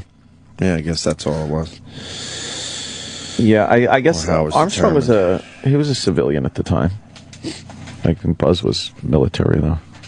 Yeah. Fucking amazing, though. Goddamn, take this rickety fucking piece of machinery and land on the moon with it, and then get back. Yeah, he gets a pass for being a prick. Yeah, it's to be rude to Buzz Aldrin, even though he's had guys be rude to. There's something that just, like, I would tolerate a good amount of shit from him. I really would. Yeah, honestly would. It's just like sometimes you just gotta fucking.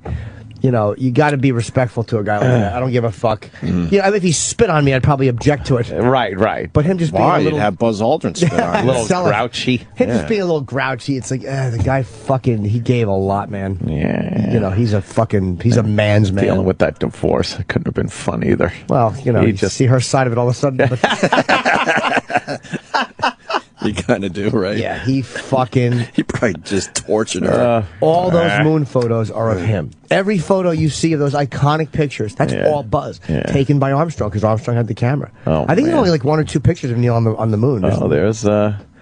There's this mission to Mars. Let's see how it goes. Let's see. Awesome. With those words, Neil Armstrong, Buzz Aldrin, Michael Collins stitched themselves into the fabric of American history.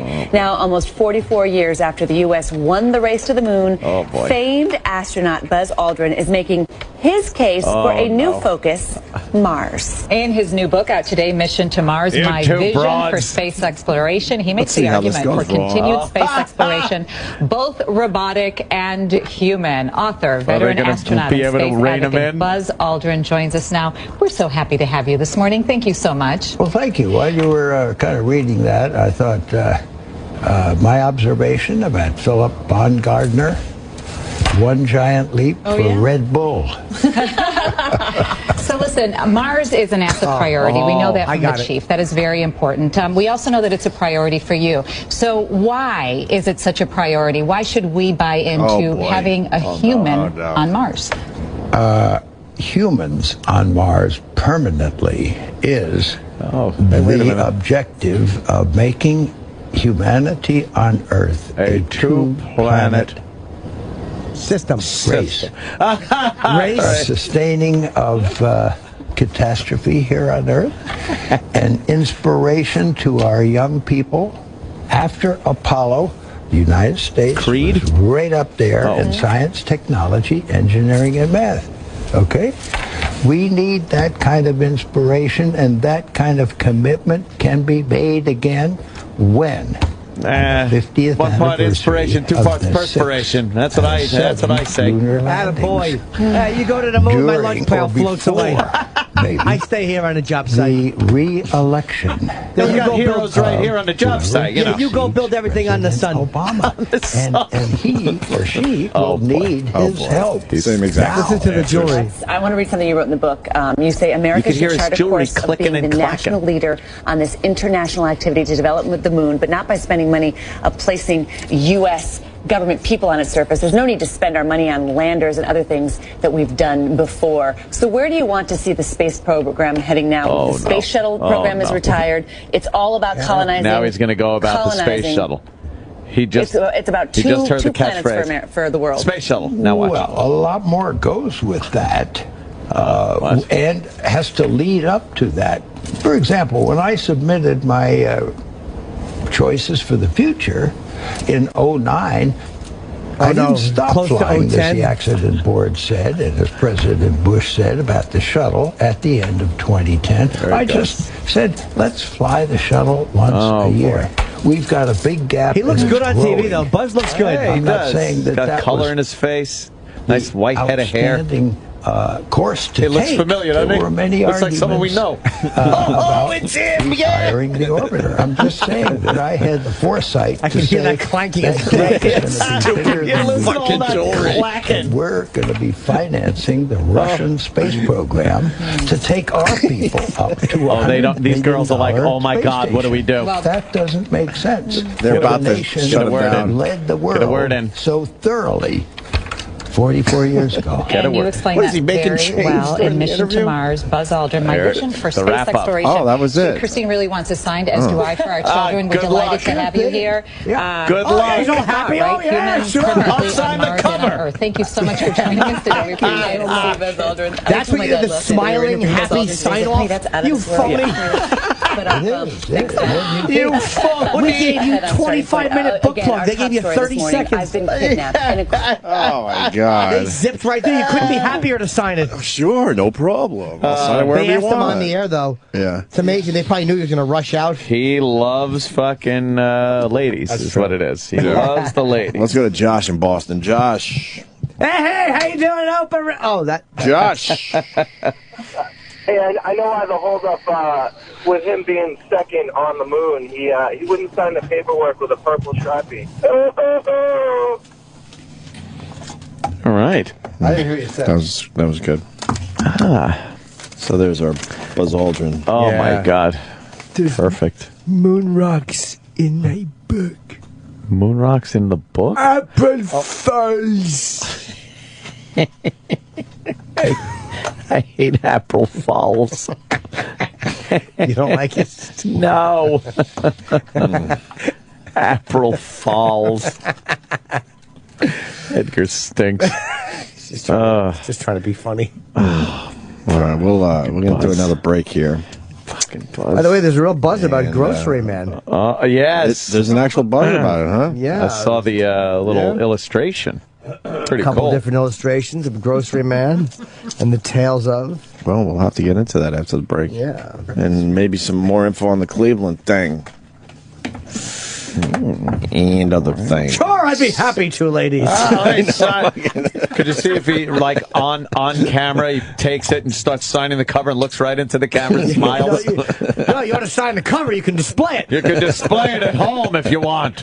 I don't sign the cover. Do you have a Sudoku puzzle I could sign? Or maybe a picture with me and you. Yeah, I'm a space kid, that right, Ed? You're listening to the Opie and Anthony Show. The Opie and Anthony Show. SiriusXM. Now back to our show. The Opie and Anthony Show. Now back to our show. Continues. Now back to our show. Now back to our show. The Opie and Anthony Show.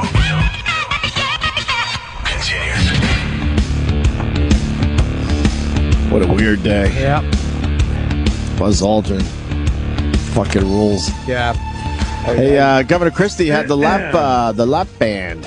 Lap band surgery thing? Really? Remember the other day I said, Ed, I think he's losing a little weight. And now he's finally admitting that he had it all tied off. In February, he had it done. So now it's going to look really fucking strange when he starts dropping a lot of weight. He's running for president. Yeah, of course. That's the only reason why he's doing it. You can't have a big fat president. And I didn't get a picture with him when I met him, so I didn't know who he was. You didn't know who he was? No, he was How my long first ago was one. that? Right before the election. Now, could you imagine if he becomes president? You'll be like, oh, I could have had it. I was so stupid. Yeah, well, what are you going to do? How much has he lost? Has he... Because you lose the weight fast with that lap band. It's going to start melting in front of our eyes. He's gonna be one of those Will he look with good? that big fat head. No, it's going to look like an Al Roker. A lot of hangy skin, I think. And I think Reverend Al had it done, right? There's no way you get that thin without the lap band. Reverend Al wasn't as fat as him. Reverend Al was a fat guy. You forget how fat he used to be. Yeah, there was a He was a picture. giant beach ball at one point, with fucking... Yeah. On his Twitter, he posted a picture recently, Reverend Al, of him with, I guess it was at the UN or something, sitting behind Mandela back in the old days. And boy, did he just look silly. He looked with that silly. hair, and he's big and fat. Did he have his tracksuit on? No, I think he was wearing a suit at the UN? time. Yeah. Oh. When yelled at.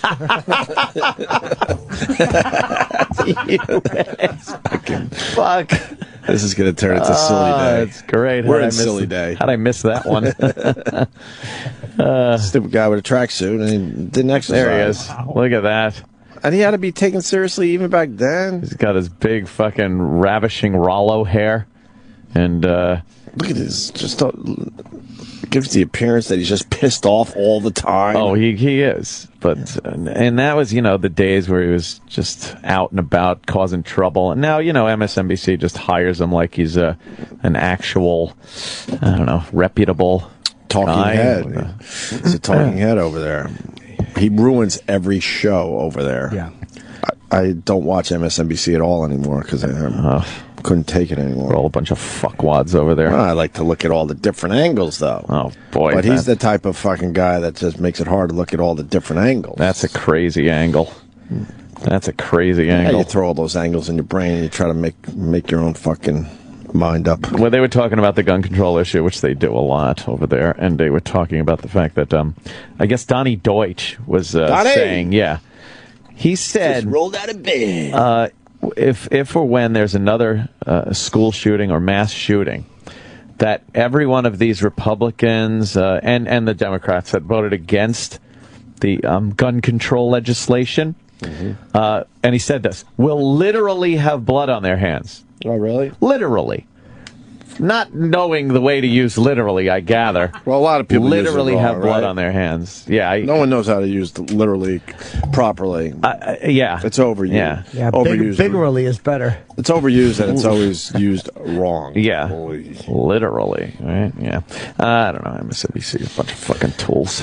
More important, Charles Ramsey, as Travis put it during the break, is the gift that keeps on giving. He's the guy that saved the broad up there in Cleveland. What's her name again? Amanda Berry, right? Amanda Berry was yelling and screaming. She had a hand like sticking out of the house, I guess. She's the daughter of Blue and Dingle.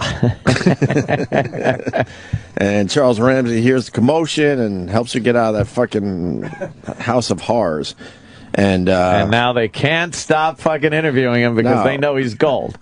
We have to just find every interview Charles Ramsey has done. We found another one with a black reporter that we're about to play. Is there a remix yet? Are there 20 remixes out there yet? This is from Fox. Fox? Fox 8. Is it good?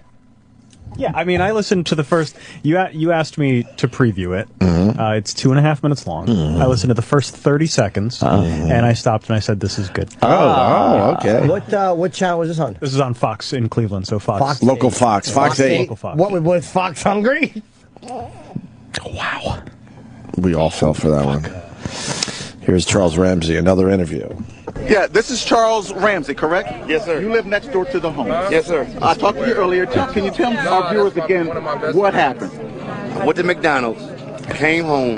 I'm eating at McDonald's. I got the day off from work, so naturally you're doing nothing.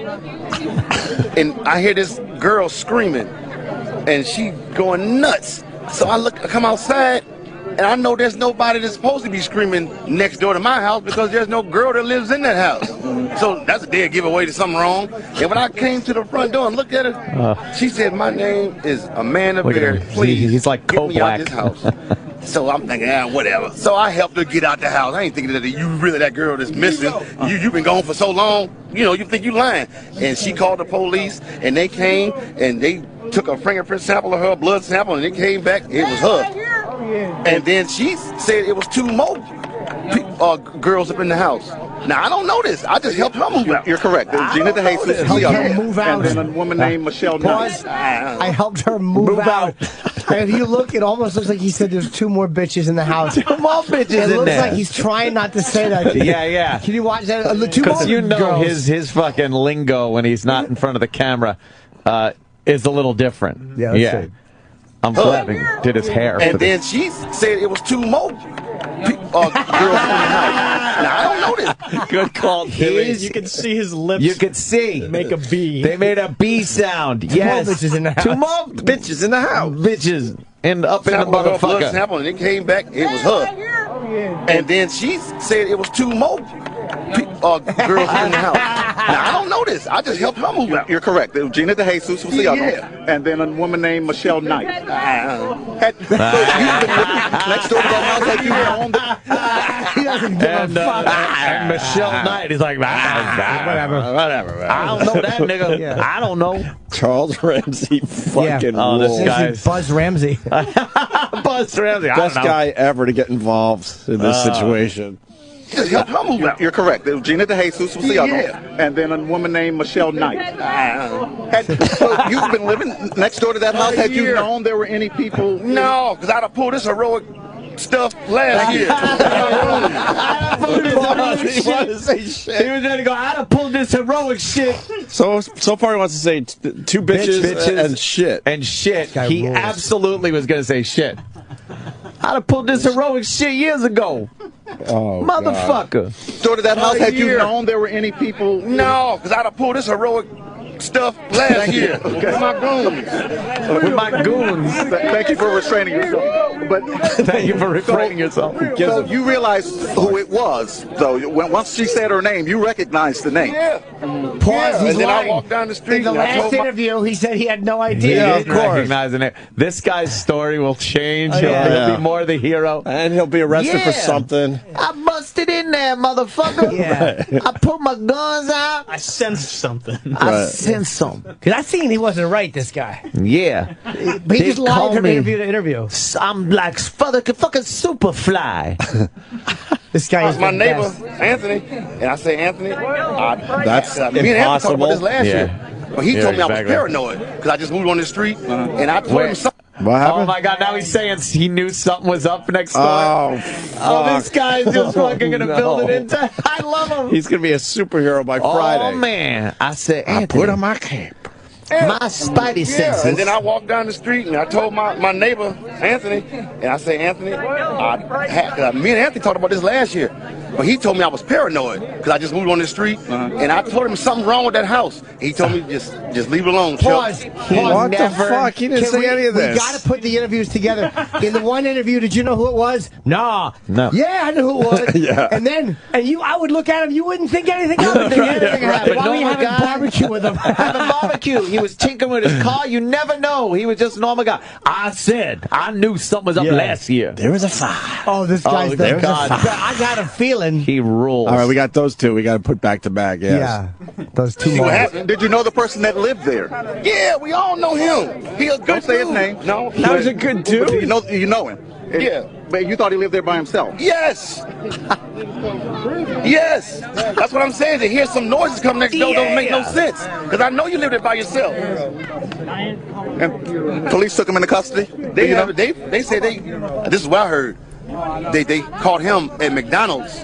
Because what I did was gave him. Or Peggy Sinkovich said the same. I gave them the description of the car that he was in. Okay. And I guess he drives a blue Mazda Miata. He gave me that many of them. Okay, I think our Peggy Sinkovich just confirmed that as well earlier. Okay, Kevin, Bill, can you hear me? I gave him the description of the car. They never would have caught that nigga for my ass, motherfucker. Oh my God, this guy's gold. Is there any more interviews with him? Two so far. We should get him on the phone. If we can. He is Let's great. get Charles Ramsey on the phone. He's gonna be all over the place with his changing his little stories. Yeah, Eric in Michigan. He sounds like the husband of the I don't got time for that. Yeah. Yeah, we've been saying that all morning. Yeah. Got bronchitis. Oh, there's a fall. Oh, missing grandmother found dead? What the fuck happened to her?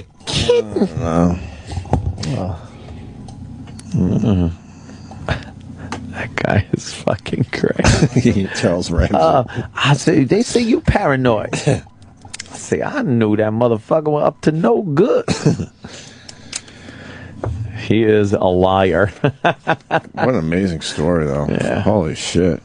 I guess the CNN crews are going to have to get out of Boston and get to Cleveland, huh? Yeah. Time to move on. Time to move on and get to Cleveland. There's some shit going down. Amanda Berry. Amanda Berry. Yeah, she looks all right. Maybe after, they give her a makeover or something. Right. Before she goes on the talk show circuit. You know that Clinton tried to get Zeppelin to reunite for a Sandy benefit? Really? And they said, hell no. They said, go fuck yourself? Well, pretty much. Apparently it's kind of hard to do. I think you're being dead. You've been on this one, though. Robert Plant just can't hit those notes anymore. No, Robert Plant, he doesn't want to be embarrassed out there. Yeah, everyone wants to hear, Zeppelin the way you hear it on the record. Right. And he just can't do it. There's so many great Zeppelin cover bands out there. You would assume a president, ex-president, goes to you, though. Hey. You'd almost would have to say, all right, fuck. He asked us. Yeah. But they said, hell no. We will not reunite. Now you get the fuck out of here. Right. Yeah, it's over. Zeppelin's done. Please. I still could have done it for the... Her daughter that appears to have been created by a sexual assault or a rape. And this man, Charles Ramsey, walking by, didn't turn his head and say, I don't want to get involved. He jumps up on the porch, he breaks down the door and gets her out, gets her to 911. There's two heroes. And these women are alive because of Charles Ramsey. It's fantastic. Right. John, I remember with the Dugards, in retrospect, there were people who said there were girls kept in the backyard, and the neighbors, no one ever stepped forward. The cops checked it out, but they weren't able to find anything. Meanwhile, there were girls inside there kept for years. What are your early indications and investigations showing? Were there people who were suspicious at all about this house? Well, let's talk about J.C. Dugard for a minute. Neighbors made complaints, and parole and probation officers and sheriffs went into that house. Amazing how they missed and Philip Garrido, who was a level 3 sex offender who had been convicted of kidnapping a girl and beating her severely and keeping her in a storage unit, that he was actually arrested and went to jail for a month for parole violation while his crazy his crazy wife kept JC in the backyard. Now, if I was the cop that came to arrest him for violation, I would have searched the whole house, went out in the backyard, etc. So I think law enforcement can learn something from this to take these calls very, very serious. God, can you imagine? They were that close, and they didn't find it? That's the Dugard case, where they were living in the backyard in that structure or whatever. And he had a parole violation, so they sent him to jail, and the fucking wife watched the captive.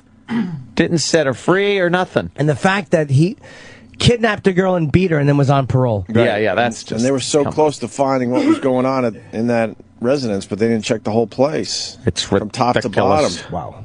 Wow, can you imagine? And being those people, knowing that the cops are right outside, and you're just waiting, going, all right, it's a matter of time, they're going to get to where I'm at, and they never do. Yeah. Fuck. Jeez. Oh, there's Charles Ramsey. Oh, where are the tissues? I need tissues. We're supposed to have tissues every day in here. Every day, just like our microphones that we speak into.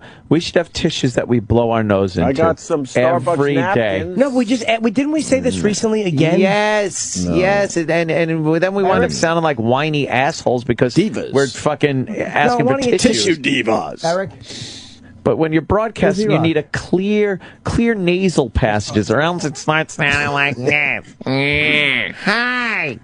Who sets up the studio? Who sets up the studio? I don't know. Interns and Eric. So how come we asked for just tissues to blow your nose? I don't know. It's very important when you're broadcasting. Iraq? I don't know. How come there's no tissues in here? Comment? There usually are. I know. Well, where are like they a today? silver box that's always put near Anthony. There's never any tissues in here. Boy. I've heard this conversation 10 times. There's never tissues. What the fuck? Look at these tissues. Can you go get a... Where's the fucking tissues? There's fucking 3 tissues in here. 3 dusty puffs. 3 dusty puffs of tissue. When I blow my nose, there's a lot of snot. And it's obvious that they put the tissues back in the box. But it's like, this was one of those things that was discussed, like, hey, can we have this? Yeah. They need to buy tissues, keep them, and, make sure a fresh box of tissues are in here on a daily basis. I'll take a Starbucks. You think the sponsors want to hear their reads done in nasally fashion? I don't think so. I have some Charles Ramsey comparisons. Oh, good. Yeah. Let's do cool. Charles Ramsey comparison. Also, we're trying to call the guy, but his voicemail box is full. I bet. Yeah, I would assume. But we got his actual number? That's kind of cool. Yeah. All right, so first we're going to listen to his first interview that we listened to this morning. Just a part of it. Yeah, just a part of it. And then we're going to listen to the interview that we just played on Fox. Okay. See if there's any... discrepancies. Yeah. That's my idea. Of course.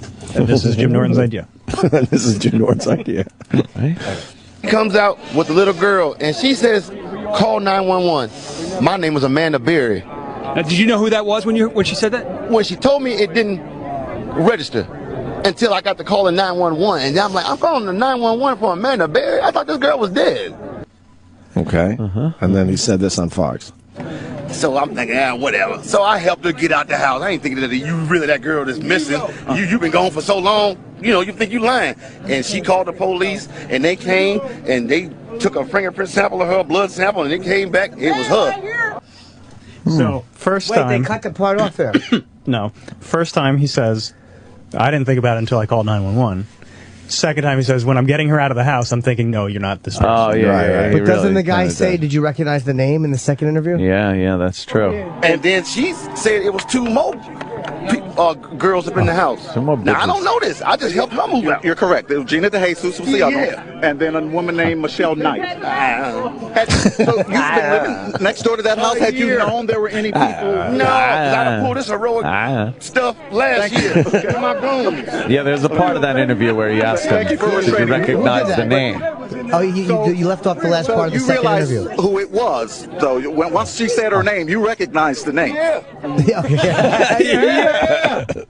Yeah, no doubt. All right, now okay, we're going to see if he had any suspicions that something was a little off in this other house. Okay. First interview. Every day. I mean, every day. How long have you lived here? I've been here a year. Okay. You still coming from? Right. I barbecue with this dude. We eat ribs and whatnot and listen to salsa music. You see where I'm coming from? Yeah. And you had no indication that there was anything. Bro, not a clue that girl was in that house or any Okay, and then he said this on Fox. street. And I told my neighbor Anthony, and I said, Anthony, me and Anthony talked about this last year. But he told me I was paranoid because I just moved on the street, and I told him something wrong with that house. This motherfucker. Charles Ramsey would make a horrible witness. I told there's something wrong with this house. 5:52 p.m. 34. Eric says, I haven't listened to this. You just sent it to me. Eric says that this is Charles Ramsey's 911 call. Really? Yeah. He called 911 as well. So, all right. 4 seconds, May 62013. Cleveland 911, police, ambulance to fire. Yeah, hey, bro, I'm at 2207 Seymour, West 25th. Hey, check this out. I just came from McDonald's, right? So I'm on my porch eating my little food, right? This broad is trying to break out the fucking house next door to me. So there's a bunch of people on the street right now and shit. So we like, well, what's wrong with you? What's the problem? She like, this motherfucker done kidnapped me and my daughter, and we've been in this bitch. She said her name is Linda Berry or some shit. I don't know who the fuck that is. I just moved over here, bro. And also, this is the real Charles Ramsey. Now we're He's not cleaning it up Charles for the white Ramsey. man. Now we hear the real Charles Ramsey. This Linda Berry. I don't know who the fuck that is. Who the fuck this is? Not a clue. I also like how we've had 2 interviews with him and a 911 phone call, and he has to tell everyone that he just came from McDonald's. He's trying to get an loves endorsement McDonald's. deal. He wants an endorsement deal. Go back a little bit. That this is is so how he funny. really talks. Well, we thought you were there. Oh, the story Yeah. has Oh, changed. And then it Charles. turns into, I knew who that was. Now it's like, I don't know who the I don't fuck know who this that motherfucker is. See, this is like Pulp Fiction. Like, we're getting all the pieces. Sure. Yes. So this is before any interview. Of course. This is as raw as it gets. What's wrong with you? What's the problem? She like, this motherfucker done kidnapped me and my daughter, and we've been in this bitch. She said her name is Linda Berry or some shit. I don't know who the fuck that is. I just moved over here, bro. Sir, You know what I mean? Sir, you have to calm down and slow down. Is she still in the street? Seymour Avenue. Is she still in the street, or where did she go? Yeah, I'm looking at her. She right now. She calling y'all. She on another phone. Is she black, white, or Hispanic? She white, but the baby look Hispanic. Okay, what is she wearing? White tank top, light blue sweatpants. Like a wife beater. Do you know the address next door that she said she was in? Yeah, 2207. I'm looking at it. Okay, I thought that was your address. So that house. No, I'm smarter than that, bro. I'm telling you where the crime was. Okay, Not my house. sir. We can't I'm smarter than that, bro. I'm telling you where the crime, not my house. There's absolutely something that they're going to catch him. Oh, this Of guy course. is in for a treat. This guy is great. Oh, they are going to just run his name and be like, I feel look bad at, for look Charles at what we Ramsey. got. Look what we got here. He sounds like Samuel L. Jackson. Yeah. motherfucker. It's the one that says bad Okay, I thought that was your address. So that house. No, I'm smarter than that, bro. I'm telling you where the crime was. Not Okay, my look, house. sir, we can't talk at the same time. Do you want to leave your name and number? Or remain Charles Ramsey, R-A-M-S-E-Y. What's the phone number? 216. Oh, okay. I don't know if it's going Do they bleep it out? Maybe. Who gives a shit at this point? You want me to just turn this off first? Yeah, go ahead. Just to be safe, then we'll go back. Yeah. Travis. Okay. Yeah, they didn't bleep it out. Oh, they didn't bleep it out? No, I don't want Okay, so he gives his phone number, then we go back. People she said that did this, do you know if they still in the house? I don't have a fucking clue, bro. I just said I came from McDonald's. Can you ask her if she needs an ambulance? You need an ambulance? Or what? Ambulance? She needs everything. She's in a panic, bro. I guess she's been kidnapped, so, put yourself in her shoes. We'll send the police out. Thank you. There you go. That's classic. Oh, is he great? Yeah. 2003. 2 of them were taken. 2003 and 1 in 2004. That's Elizabeth Smart now. She looks great. Yeah, she looks all right, man. Kidnapped and treated She's her well. lovely. She is Oh, and there's a girl named Gina they're looking for, too. Oh, yeah? They're going to find a dead body in that house. Or in the yard or something. Someone who didn't cooperate like these girls did. Oh, they're showing it from back then, 2004. Oh, this is where... 2007. They were still 6 years away from rescue. 2009. Oh. All of our K-Rock time. Oh, they got kidnapped. Well, before we were back on XM. Who was in a worse position? Them or us at K-Rock? No, they got kidnapped. We were still off the air. Before we came back on the air. Oh, yeah. Yeah. 2003, 2004, right? Missed. Oh, God, right? Yep. Maybe they listen to us. Maybe. They're being horrible. Maybe. Charles Ramsey rules. Charles Ramsey is in for the biggest fucking... the biggest spike in hero popularity and fucking... It never works out in the end. He's going to be like that Kraft macaroni and cheese guy. Like, oh, look, he's just a guy. He's down on his luck, and then it's like, this is a Louis Vuitton. I see a year of jail in his future for some past crime. Oh, yeah. That he's been fucking dodging for years. Just because comes forward as the hero. He must have had such a hard time with the press not fucking cursing. Because that's the real one. Oh, yeah. That's the one we just heard is the real dude. This motherfucker. Yeah, this motherfucker. I don't know who the fuck that is. We're all in search of more Charles Ramsey audio. There's got to be more out there. He's not picking up the phone. I know. Just keep calling. Motherfucker. Text him. Yeah, keep calling. Yeah, text him. Hit him on the hip. No? Where? Hey, what's going on with Audible at Iraq while you have a hot mic? I don't know, but it's not consistent like on demand. It's missing shows that aren't like one after another. It's just picking and choosing what it's accepting and what it's not. We got new delete machines in the offices, I think, on Thursday or Friday. So there seems to be some issue now with them receiving the files that we're sending to them. All right. Fucking years, man. So we're figuring it out. Okay. Yeah. What, Jimmy? 10 years. 10 years. I can't. Like, they just showed a clip from Oprah from 2009. Oprah had this story? Yeah. Wow. And I'm like, after that was 2010 and 11. And like, when you drag it out a year, that's a long fucking time, man, of your life. Not going outside or anything. Is that Alan Hunter? Was that Alan Hunter that just walked by? I think so, yeah. Oh, Mark Goodman. Oh, yeah. They're all here. Martha! Is that Martha Quinn? Yeah, that was Martha. Is that all 4 of them? Yeah. Yeah. What are they doing? Wait, was Nina here too? Yeah, Nina walked through the side. Oh. Where are they going? Into Sway? No, I think they're in LQ. LQ. Oh, we should get them in. I think we said no. Yeah. All 4 of them? I think we did. I think we said no. Wow. For whatever reason, I don't remember now. There might have been a conflict or something. We did say no. Oh, really? There we go. Oh, wow. They have some kind of thing they're doing because they have a book out. They have a book out, so they're doing the old tour. Was Nina with them? Yeah. Yeah. and Martha Quinn. They're all very short people, except for Mark. Yeah. What was it, Mark Goodman? Mark Goodman. Can we get them after you? I would love to talk to them. Yeah, we'll try to fucking sneak them in here. They had a lot to do with... What's up with Big Ball Guy? Or Big Balls Guy? Does he have both balls? Man has surgery for 134-pound scrotum. He walks around. Now he's sitting on some type of bus here, right? And a public, bus. And he carries around a plastic milk crate, those milk crates, with a pillow.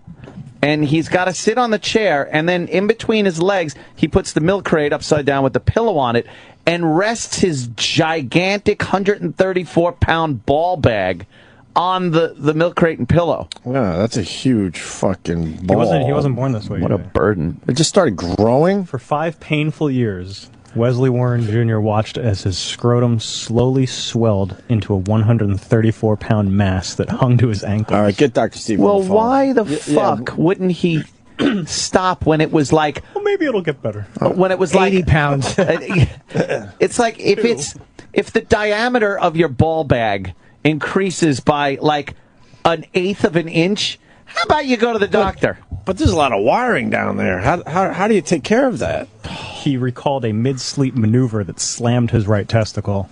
I felt the most enormous amount of pain that one could possibly imagine. And then it just starts growing from that pain point? Quickly subsided as if a big rig was rolling off his scrotum. Right. I felt like I dodged a bullet. Oh, big rig. The following day, the sac had stretched to the size of a soccer ball.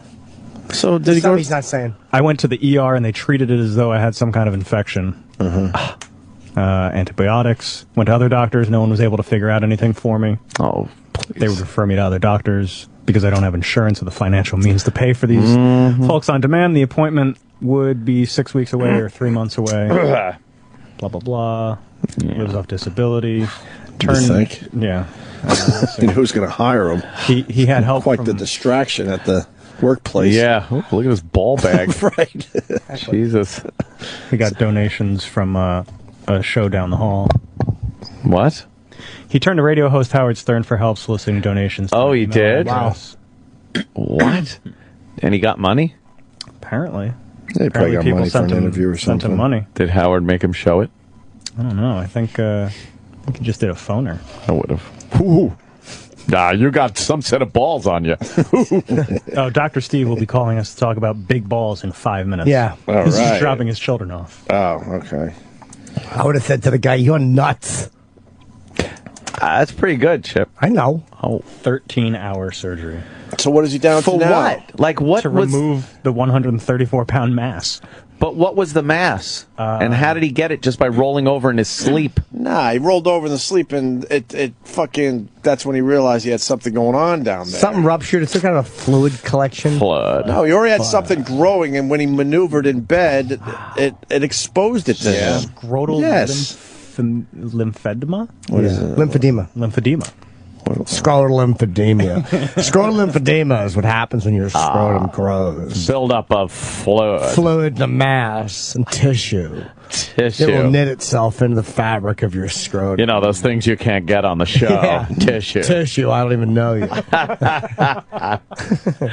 Yeah. Hey, this is what you get when you wash your neck. You get Kleenex. Dr. Steve Chipperson. Or something. Fluids or something. Jesus.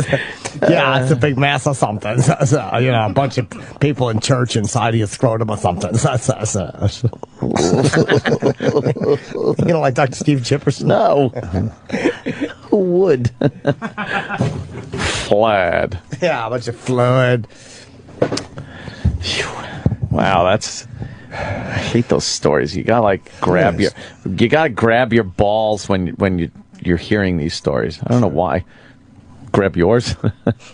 Ow. Ooh. I don't like that. Yeah, bad his bag must have smelled. Oh my God. Oh. What happened?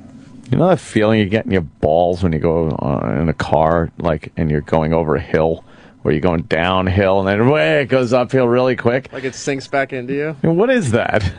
I gotta ask Dr. Steve that. Why do you get a feeling in your ball bag when you go down a hill and then back up like that?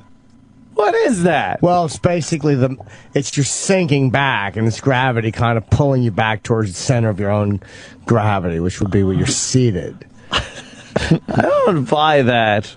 Yeah. Because it's when you go up and over a hill, or when you go down and up. So you're getting the increase in G's and negative G's on your ball bag.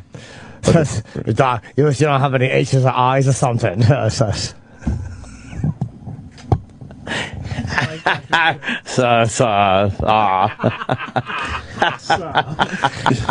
Yo, we got it's fucking awful. I got a mustache. That's when you have a bunch of mushes and you hide them somewhere. We got a guy that had this in the 8th grade. Oh, stop. Jim in Philly. What do you got? Big balls? Yeah, it's called testicular torsion. Oh. And the same shit happened to me like it was like the summer of 8th grade, and I woke up one morning and... My balls do imitations. It's testicular gortion. It's an old joke. Yeah, it's funny though. It feels like you get hit in the balls like just all fucking day, and then it gets this. Mine didn't get like a soccer ball. I mean, I would definitely collect donations at that point, but like I got at least like a softball.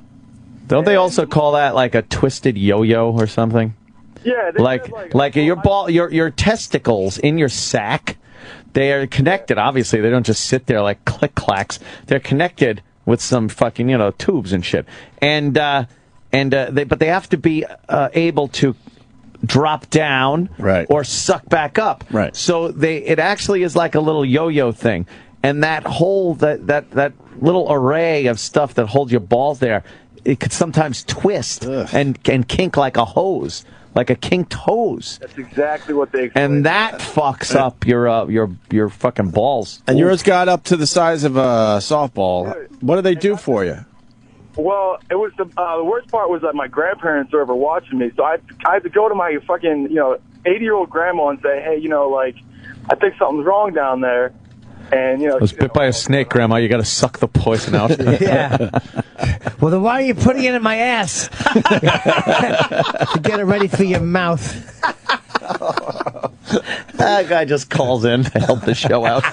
And then he's fucking his grandma in the ass. And then the mouth. He's doing ATM and with then the mouth. A little grandma. ATM. Great. Yeah, exactly. Pull those teeth out. I guess we don't care what happens. Great. Here. But do you have normal balls now?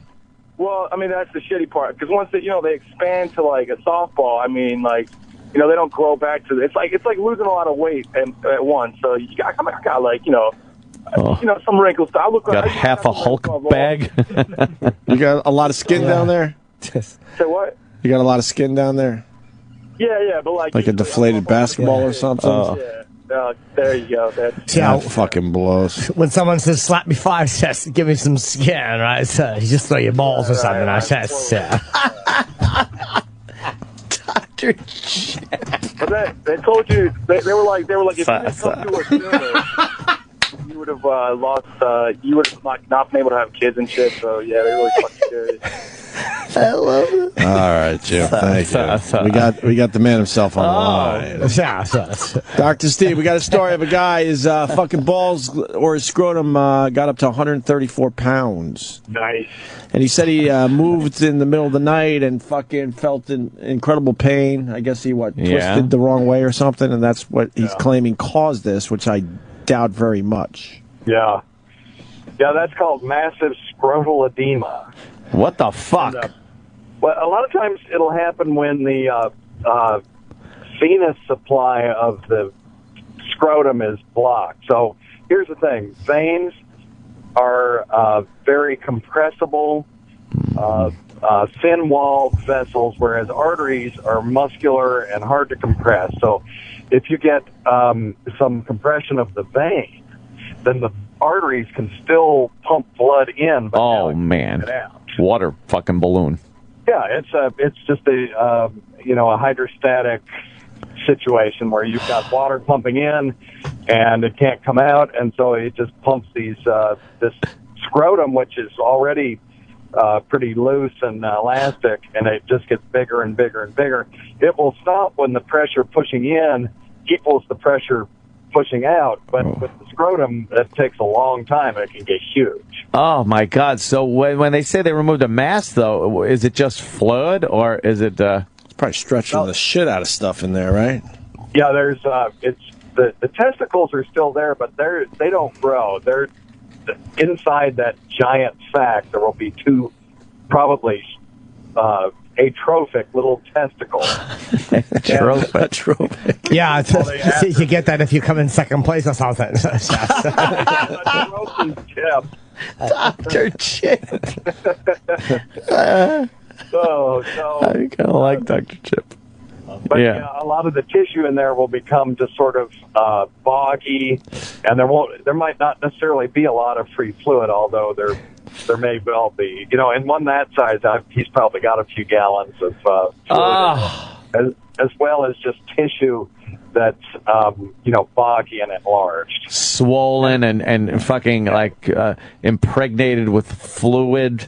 Yeah. Oh, that's disgusting. So how do you take care of this?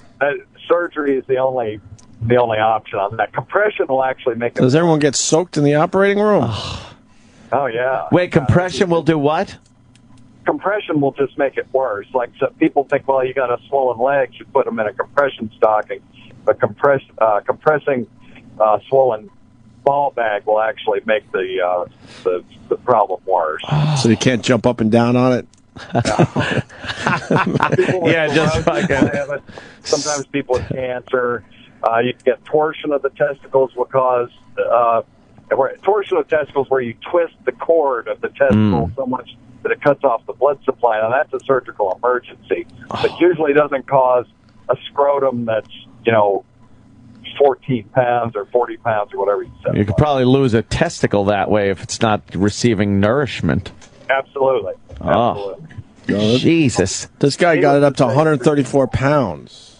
You chicks think it's fucking, your tits are a problem. Jesus Christ. Got these fucking balls hanging down. Imagine trying to walk around with that shit hanging between your legs. Oh, my God. Yeah, you have to bounce on him or something.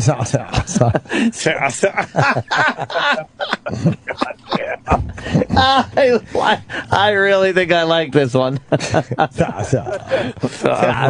So much fun.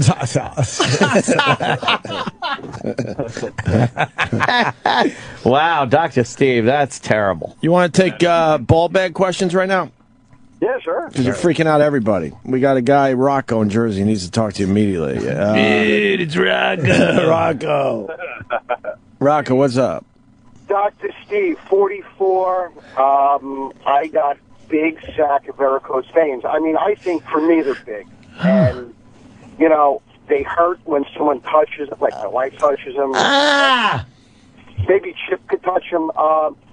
Anyway, what do you suggest? Okay, I missed it. He's got a big ball sack full of varicose veins. Oh, okay. Yeah, if you read, a lot of people will have that. There are veins around the testicles that draw the heat away. You may know that you can only make sperm if the testicles are 3 to 6 degrees below body temperature, and so there's like a heat exchanger, which is this plexus of veins around the testicle that draws heat away back up into the body, and you can get varicose veins there just like you can anywhere else in the lower extremities. Ow. And when you reach down there and feel, it'll feel like a bag of worms. Just can't go fishing with them now. When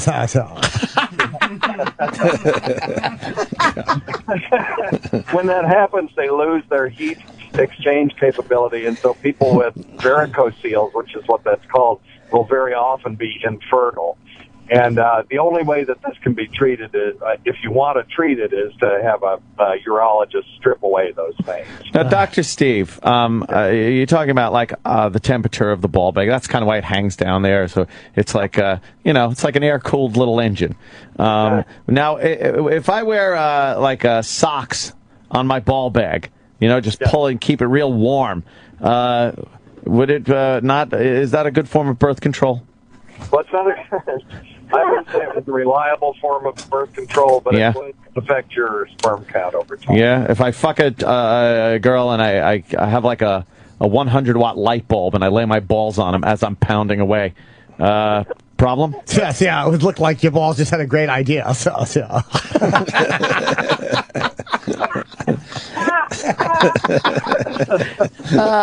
Doctor Person, Steve, guy.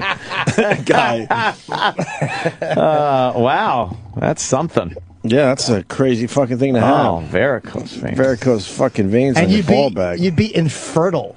Yeah.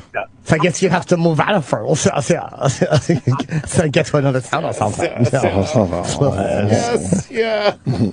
Yeah, wearing a little thin there. Yeah. That's not wearing thins, because it's really nice outside. Yeah. All right. Thank you, Rocco. We're going to move on to the next ball bag problem. We got Louie in Westchester. Louie, you're on with Dr. Steve. Yeah. What's going on, guys? Hey, man. Dr. Steve, I got a black little spot in the middle of my ball bag. Oh, boy. He got a what? You black heard him. spot. You heard him. Oh, a black spot. Oh, Yes. okay. Yeah. Is it painful at all? Not really. Okay, and is it raised a little bit? Like there might be a little something under the skin there? Possibly, maybe I'm feeling it right now. Oh. It might be a little raised. How big is it? It's not very big. I would say the size of a small pimple. Your cock? Okay. No, not my cock. The ball bag is real, or is very prone to developing little cysts. If you look at your nutsack, you may see these little white spots all over the place. Those are called Fordyce spots, which are actually What are they called? Fordyce. Thanks. I was gonna do that. Yes, what are you, dice clay or something?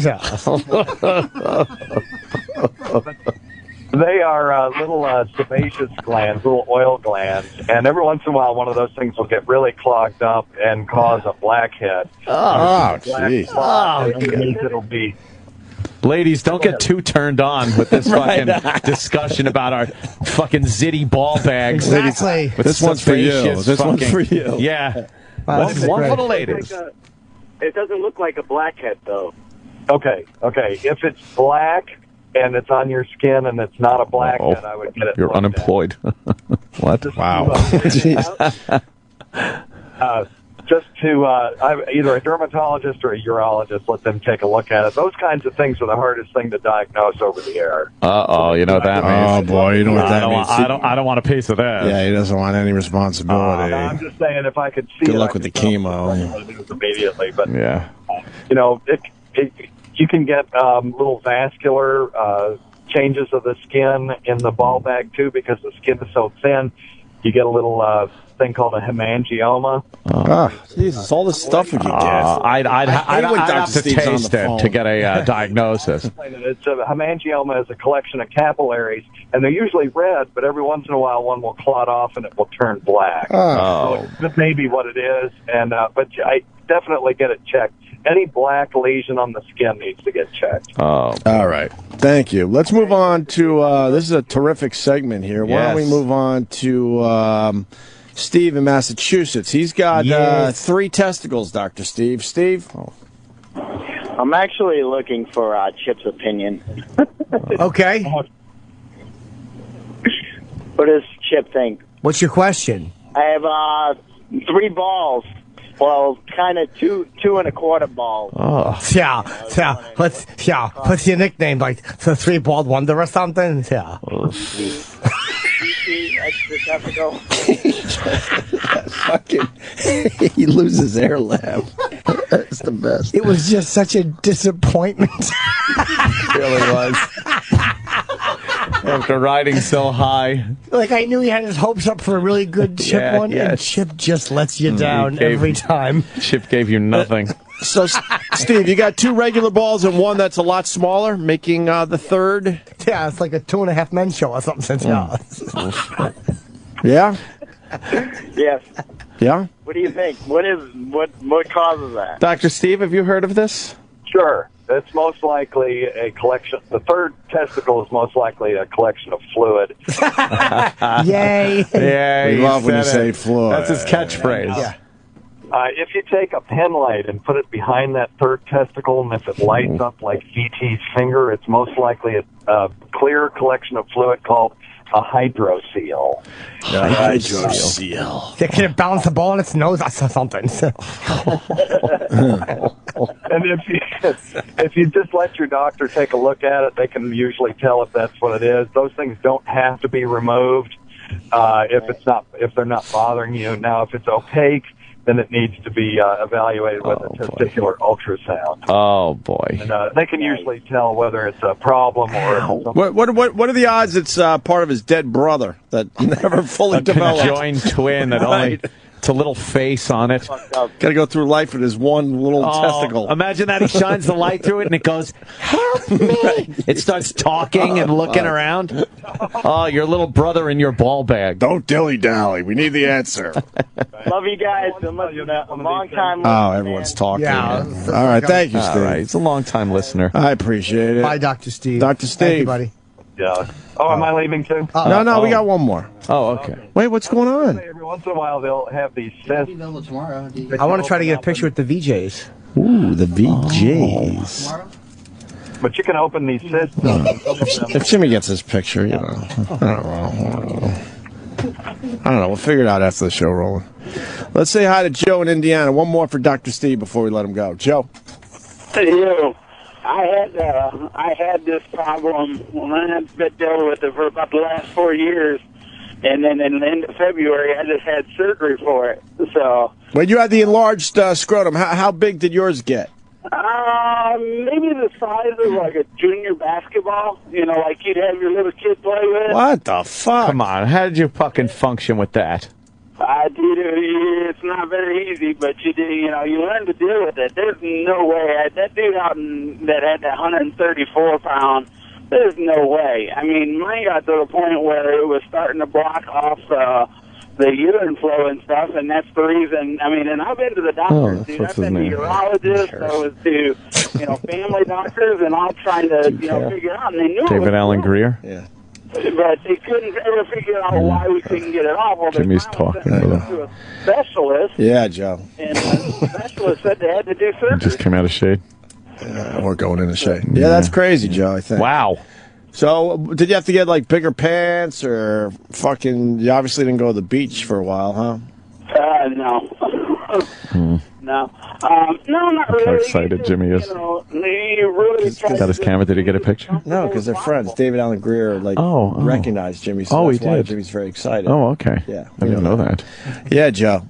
Wow. That's crazy. Fucked up, dude. Oh, the surgery was a mother, dude, and they take a skin He's waiting graft for the and VJs. They remove That's like his big get for the day. He's checking his camera. Yeah. Look, he's doing test shots. He's doing a test shot with Kenny. Always the test shot. Holy shit. Yeah, Joe. Yeah. Wow. Whoa. Wow, that sounds really Holy bad. shit. Now he's checking the test shot to make sure everything Is Kenny going to take the picture? Properly. Does Kenny have proper clearance? Yeah, Kenny will be taking the picture. Yeah. When Jimmy does it with the VJ. Holy shit. Dude, were you with a girl at the time, or, No. No? How long did you have it? I dealt with it for about 4 years. So you weren't with a girl for 4 years? Yeah. Holy shit, what's wrong with you? Well, Homo? about the first 2 years, it wasn't so bad. It was probably the size of a baseball, but then in the last, even a baseball no, I'm sorry. is bad enough. Exactly. Sorry, yours got up to a mini basketball, but even a baseball would be a major issue for a guy. You can't get into the sack with a chick with a baseball-sized ball bag. Did you curse God? No, but I whatever was going on. Mine got up to a fucking, a baseball. I'd be cursing God. Cursing God. I'd be saying, "Why me?" Well, yeah, I guess. All right, Joe, that was a great story. Thank you, Joe. We appreciate it. Dr. Steve, you got anything for Joe? No, just be well, my brother. Yeah. Be well, my brother. Dr. Steve, you want to plug anything? Sure, got Weird Medicine, 9 p.m. on Saturdays on, I guess, XM 103. Oh, now. boy. I think so. We'll figure that out. Yeah. But, there's the VJs. All right, thank you, Dr. Steve. Yeah, thank you very much. We might get him in for a second. Does Martha Quinn still look cute? She looks all right, yeah. Yeah? Let me see. Goddamn stupid Opie and Anthony fucking film on the outside of the window. I can't see her face. That's Alan I'm trying to Hunter. look underneath. Alan Hunter still talks about the 80s. They all still talk about the 80s. Of course they do. They're all about the 80s. Yes. It'd be great if they said no. Yeah. Taking a picture. No. Oh, Jimmy, very excited to get the picture with the VJs. With the VJs. Wow, they're all tiny. Yeah. Where's Nina? All right, I'm going to take a picture. Oh, ho, ho. Just you and me. Yo, Nina! Good to see you again. She's going to come in. Oh, yeah, she's putting lipstick on. I'll get her in here. She couldn't be more excited. Because her postman is a huge Opie and Anthony fan. That's right. Remember? Yeah. Wow, they're all really short. Jimmy's getting a picture with the original VJs. Anthony's getting a picture with the original VJs. I think Jim's annoyed because he only got the 4 because the other one's dead. Yeah, I'm sure. Oh, yeah. We should have got a cardboard cutout. What was it, JJ? Yeah. JJ Jackson, I believe.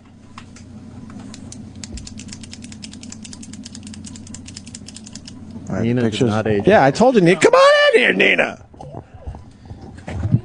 We miss you. 1 second, because... Yeah, we're friends, right, Nina? Yeah, we are friends. She's freaking out. She's giving you the Buzz Aldrin. Nina! Hi! I have to come. I love you. Is your postman still a fan of the show? That's why I came in, so I could say, hi, Tiny. I'm in New York, Tiny. I hope you're listening.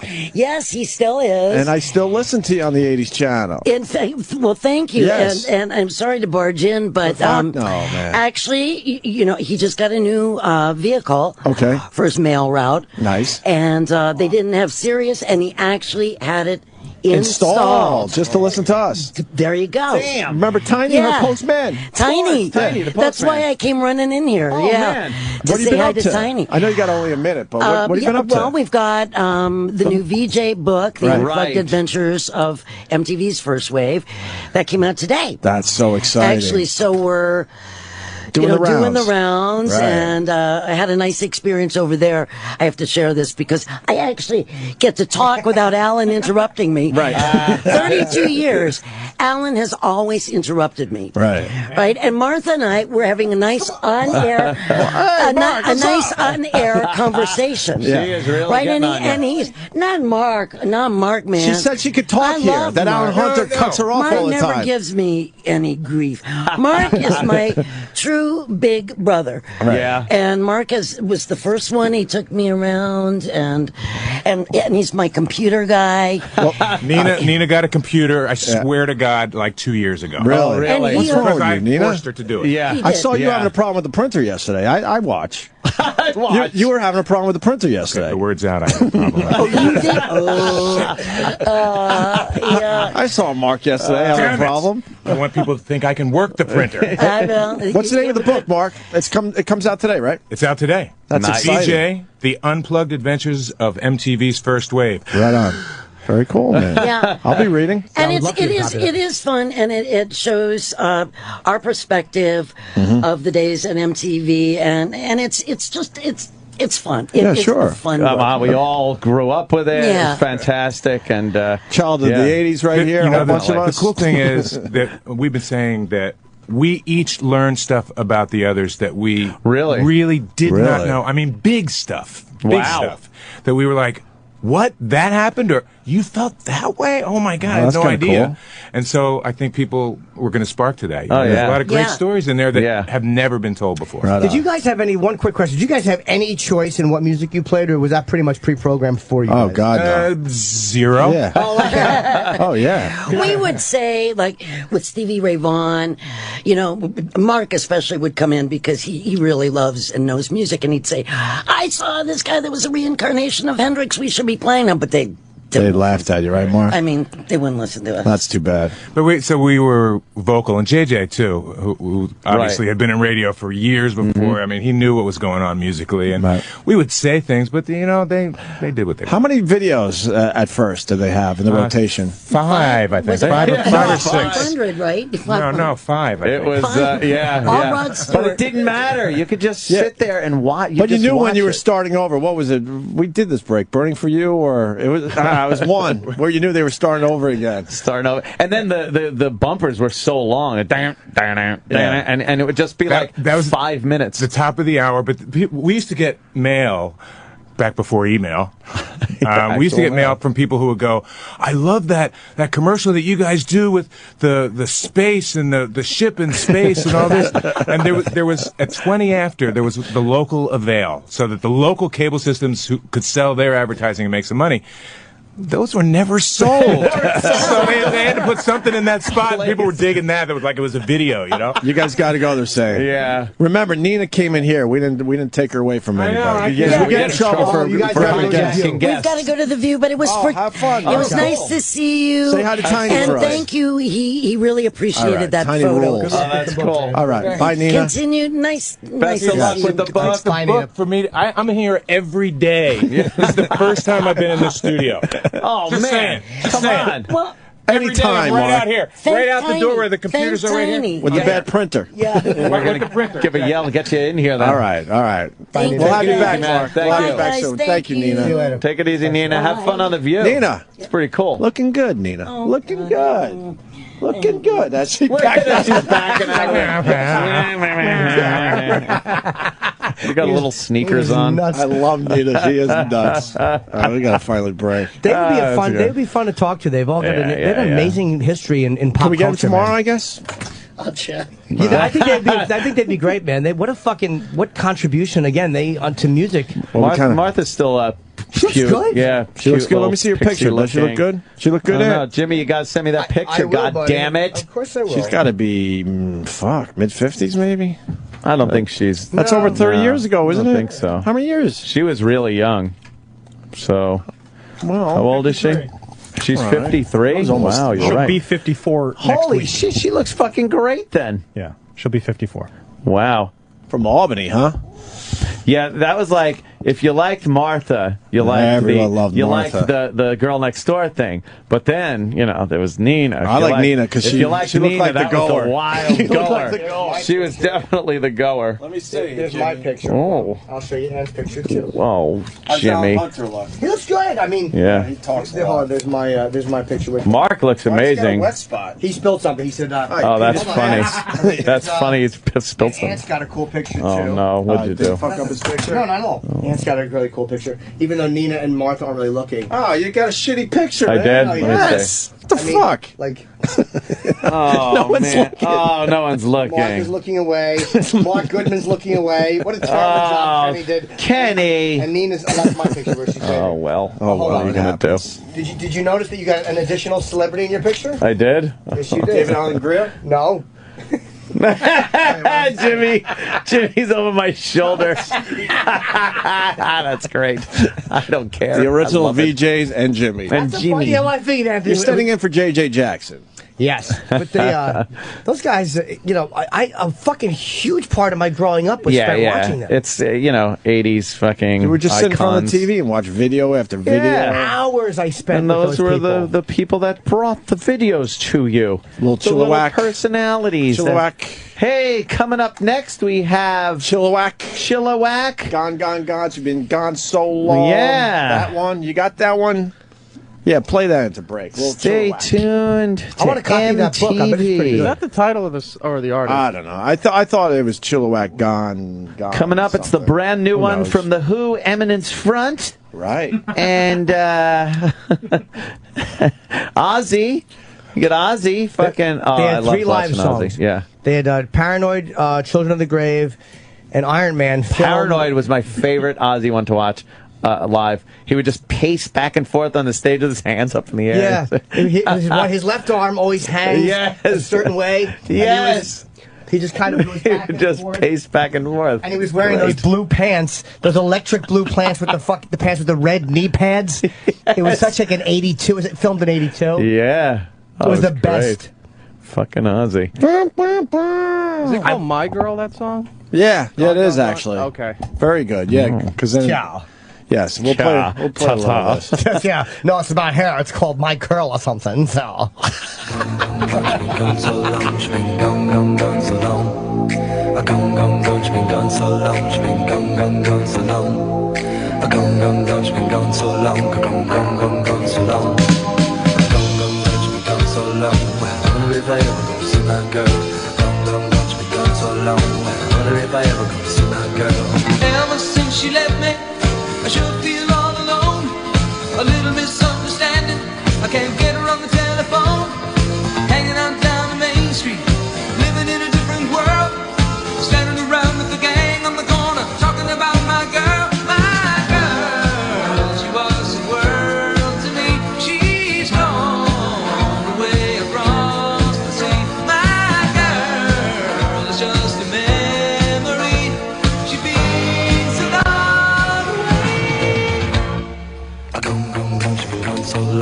been gone, gone, gone so long. Gone, gone, gone, she been gone so long. Gone, gone, gone, gone so long.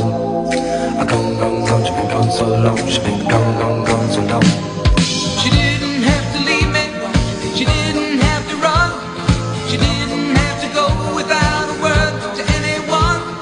I hope she's doing alright. She ain't got no way to know unless she gets to hear this song, hear it on the radio. My girl, she was the world to me. She's gone, and that's a tragedy. My girl is just a memory. She's been so long away.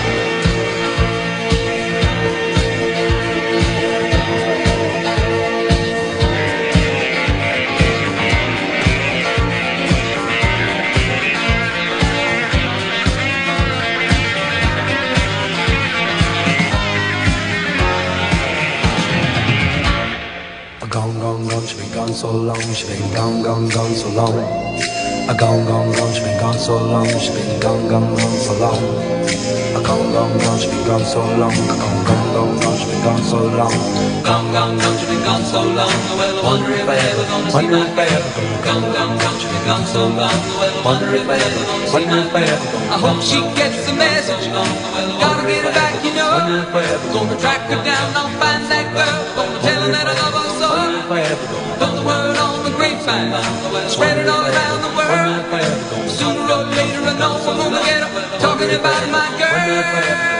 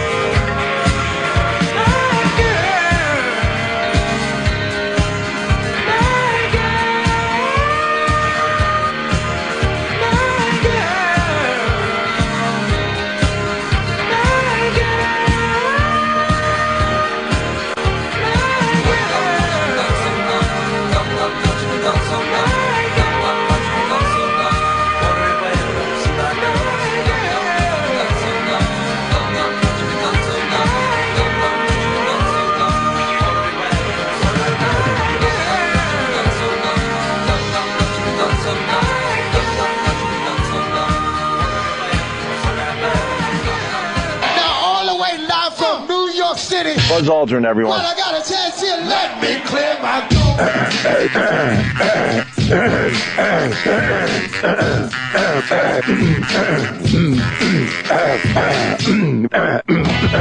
me see those hands again. Hang on now. Hey, everybody jump. Buzz Aldrin. Buzz Aldrin. Buzz Aldrin. Buzz Aldrin. An American hero. But I got a chance here, let me clear my throat. The Opie and Anthony Show. SiriusXM. This is the Opie and Anthony channel on SiriusXM. Drink it up, get up, drink it up, my friend. Drink up, drink up, drink up the Obama Kool-Aid. I'm in chains, I'm in chains. My freedom of speech is in chains. I'm the one in chains now.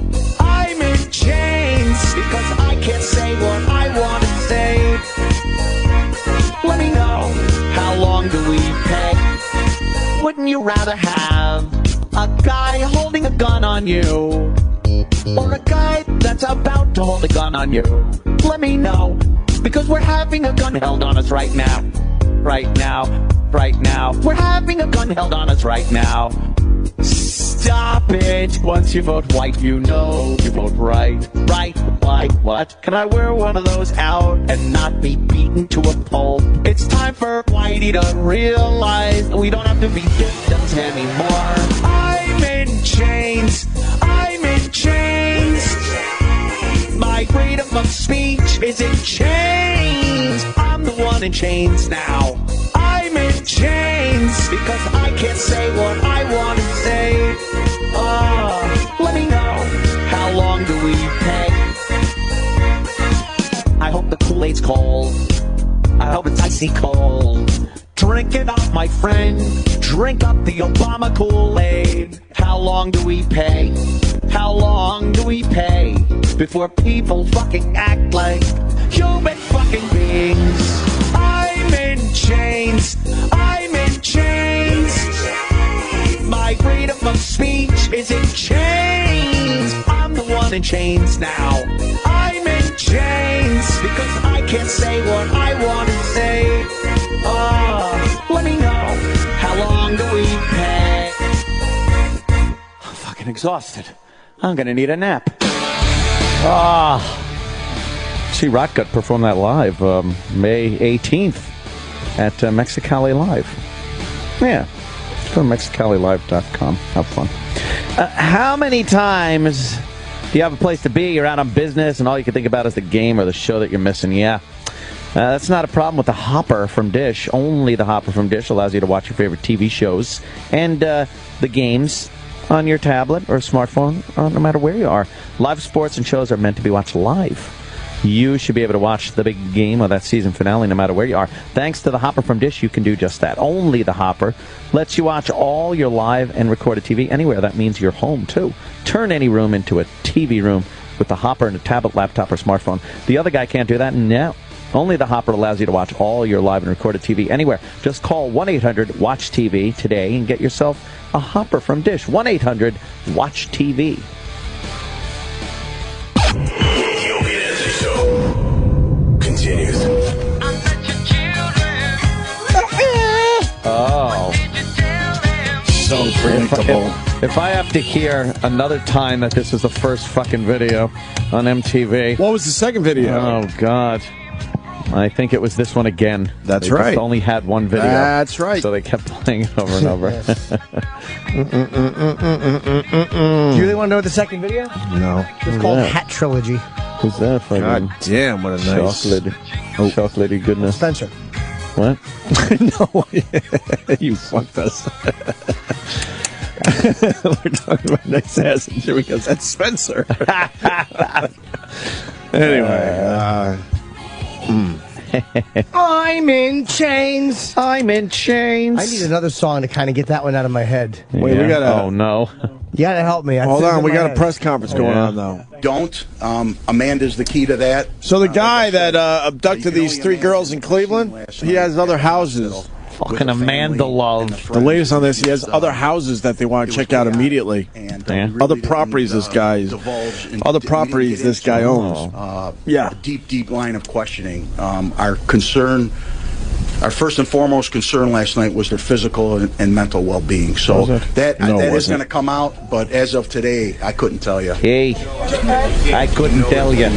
Hey, we're talking at a scale right now. You bet your ass we are. It's Chicago light, the Cleveland accent. Hey, look. No. Give us the information we want to get, and I'll get you some of that deep dish pizza. Imagine they see iPhones for the first time and all this weird technology now, 10 years later. You were called there. This is going to be a waste. If anything pops on the press conference, let us know. Yeah. I think we should play the Charles Ramsey 911 call again because it's so damn raw and no one is really playing it. We've taken Mr. Ramsey into custody. Right. Apparently there were some wants and warrants out on him. He'll be residing at the county for a little while, not giving any interviews. Poor guy. You know they're going to get him for something. Oh, yeah. Because when he heard that police siren and then turned his head so quickly, that's a man that's been... He's been rousted a few times. Yes. But in case you missed it earlier, that Charles Ramsey guy that everyone's talking about, the black guy that was basically the hero yesterday up there in Cleveland. Oh, yeah. He did his own 911 call, and here it is once again for the fine people out there. 5:52 p.m. 34 seconds. May 62013. Cleveland 911 police ambulance to fire. Yeah, hey, bro. I'm at 2207 Seymour, West 25th. Hey, check this out. I just came from McDonald's, right? So I'm on my porch eating my little food, right? This broad is trying to break out the fucking house next door to me. So there's a bunch of people on the street right now and shit. So we like, well, what's wrong with you? What's the problem? She like, this motherfucker done kidnapped me and my daughter, and we've been in this bitch. She say her name is Linda Berry or some shit. I don't know who the fuck that is. I just moved over here, bro. Sir, You know what I mean? Sir, you have to calm down and slow down. Is she still in the street? Seymour Avenue. Is she still in the street, or where did she go? Yeah, I'm looking at her. She right now. She calling y'all. She on another phone. Is she black, white, or Hispanic? She white, but the baby look Hispanic. Okay, what is she wearing? Look Hispanic. White tank top, light blue sweatpants. Like a wife beater. Do you know the address next door that she said she was in? Yeah, 2207. I'm looking at it. Okay, I thought that was your address. So that house. No, I'm smarter than that, bro. I'm telling you where the crime was. Okay, look, sir, we can't talk at the same time. Do you want to leave your name and number? Or remain Charles Ramsey, R-A-M-S-E-Y. What's the phone number? So here's the phone number, blah, blah, blah, blah, blah, blah, blah, blah, blah, blah. 92. Are the people she said that did this, do you know if they still in the house? I don't have a fucking clue, bro. I just said I came from McDonald's. Can you ask her if she needs an ambulance? You need an ambulance? Ask her. She needs everything. She in a panic, bro. I guess she's been kidnapped, so, put yourself in her shoes. Oh, send an ambulance. We'll send a police Concrete out. truck. Thank you. There you go. Yep. I love the part. She need everything. She need everything. Of course she need send everything. Police, send a fire, send a ambulance. Maybe go to McDonald's on the way. McDonald's. I was eating over at Big Kahuna Burger. That's that Hawaiian joint. I was eating it, and I'm thinking, that's a tasty burger. I was enjoying my McDonald's. Yeah. So I asked the guy next to me, Brett, if he could, I could have some of his tasty beverage to wash this down with. Wash it down. Hey, help me one more time. Charles Ramsey rules. He sounds like Sammy Jackson, right, guys? Holy fuck. We never got to the Tourette's guy. Remember from the other What day? is he? Who is the Tourette's gentleman? Probably yells peckers all the time. Could be. They tend to do that. Hi, can I please check out this book, Peckers? Tourette's chip would rule. I got Tourette's. Yeah. Yeah, it's like, hey, I would like a Big Mac, a bunch of Big Peckers or something. Oh, we got a Tourette's guy. It's got to suck to go through life with Tourette's. Yeah. You must get punched in the face a lot. Yeah. I don't know. People kind of... I think you get hit a lot. I don't think there's people tolerant if they're being cursed at and shit. If they know. Especially the ones that, use the N-word. Oh, boy. That's their Tourette's. That's terrific. What a bad Tourette's to have, because you're really going to We piss had that some story a people little while ago. Yeah. That was his Tourette's, no, it was a girl. A girl. She would just blurt out nigger. That's and, wonderful for everybody involved. Yeah. Jesus. They'd have to be like, no, she's got Tourette's. Oh, Jesus. God. Yeah. She was diagnosed with Cumiaitis. A mild case. Yeah, of course. Oh, we got a Tourette's story. It's a little old, but we haven't done it yet. Michael Doyle and Chaz Pettaway are friends and travel companions. We're booked on a JetBlue flight from Washington to San Juan, Puerto Rico Thursday to take part in a weekend Revolutionary War reenactment. Oh, no. It was a really big deal for us. Mm-hmm. It was going to be... It's going to be fun. Yeah, very fun time. Oh, really? Doyle says he was not allowed to board his flight. Does that sound like fun to anyone in the room? No. It's more fun watching this guy in the Revolutionary War. The British are coming. Ah, pussy lips. What do we got here? It's David Allen Greer and his posse. D.A.G. It's got like a makeup gal and everything with him. D.A.G. All right. Nice man. Because of his Tourette's. But they'd planned ahead with a letter and phone calls alerting JetBlue and the TSA about his so-called ticking, frequent outbursts, vocalizing thoughts he's trying to suppress. With all the stuff in the news about the Boston bombings and stuff, I started ticking bomb because when I get nervous and anything on my mind will come out. So, and the things you're not supposed to say. It's Tourette. I don't get it. Nah, I don't Because in blame the end, you could kind of, can't you? I don't know. If you're going bomb, you know what? Don't get on the plane. Yeah. Sorry. But can't you just somehow just change it as it's coming out? Yeah. I don't know. That's so weird. Yeah, tack something on the end of it. I don't know. Yeah. Bomb ski doodle. Right. You know, Bombardier. Bombardier. Well, that's a rough one for everyone involved. You know, most people hate flying to begin with, and then you got a guy yelling bomb while you're on the plane. He's yelling cunt and bomb at the same time. Bomb cunt! Bomb cunt! Ladies a cunt, pounds a cunt, bomb cunt! That's good. What a lovely flight. I paid for this ticket. We don't even deal with someone hitting the back of our seats. No. By accident. We're going to deal with a guy yelling bomb the whole flight? No fucking way. It didn't cause any issues at passenger screening. We went through TSA saying bomb the whole time, and no one stopped us. No one said anything because they were aware. I love how they're annoyed. Yeah. Seriously? Yeah. You picked the wrong word. They were aware. But just minutes before boarding, the JetBlue pilot put the kibosh on the trip. To me, it looks, like it was kind of discrimination, In a statement to Fox 5 News, JetBlue officials say Doyle was, quote, deemed a safety concern by the pilot in command after using the word bomb. After further investigation, the situation was deemed innocuous. It doesn't make up for the embarrassment. Or the fact that we missed. Or the fact that we missed something we've been planning for 2 years. Too bad. Sorry. This is one the pilot is right. It's like, too bad about your embarrassment. Aren't you embarrassed to walk around yelling bomb in the fucking airport? They have the right to go, you know what? No one else is allowed to yell bomb on the airplane. Take a pill. Take a fucking shut your mouth pill. Yeah. Kind of still makes people nervous when they hear bomb. Yeah. That's maybe it is a disability. But I say your disability was you flailed your arms wildly in a circle. I can't help it. My arms are flailing in a circle and I can't stop. Would they have to let you on the plane and sit next to somebody? Right. That would be... Imagine he's the only one that actually saw a bomb, but no one believes him. Oh, my God. It's your Tourette's. It's his Tourette's. Yeah, nobody would buy it. No.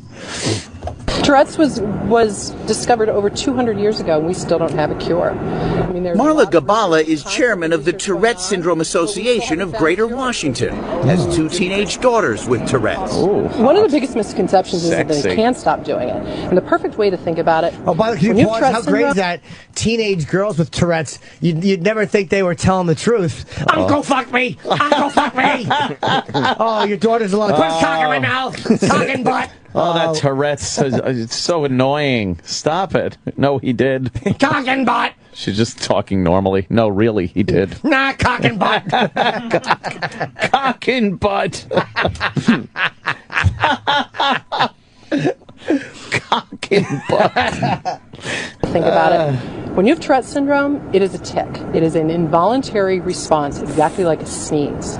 One that Doyle says leaves scars that run deep. I mean, this has happened multiple times in my life. And it's just, it hurts.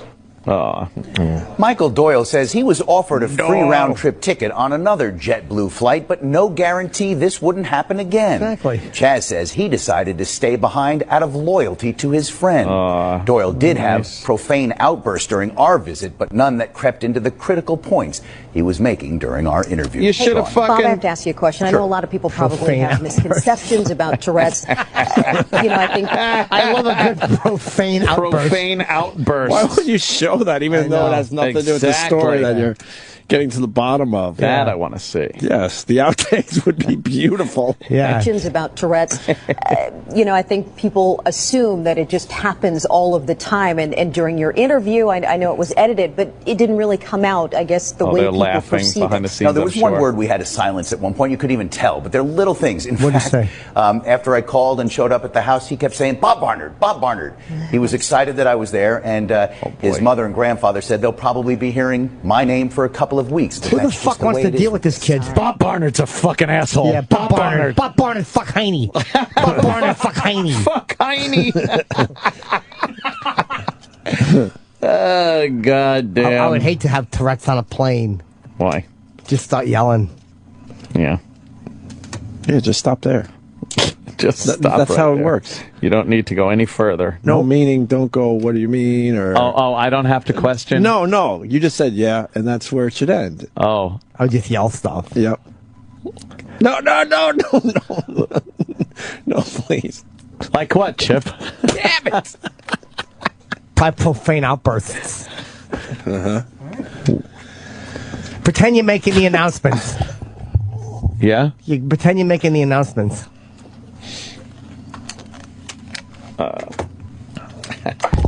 Hurry up, you're wrecking the momentum. Ladies and gentlemen, Big peckers! we'll be pushing back from the gate in Big about fucking 5 peckers! minutes. And There's a bomb in my pecker!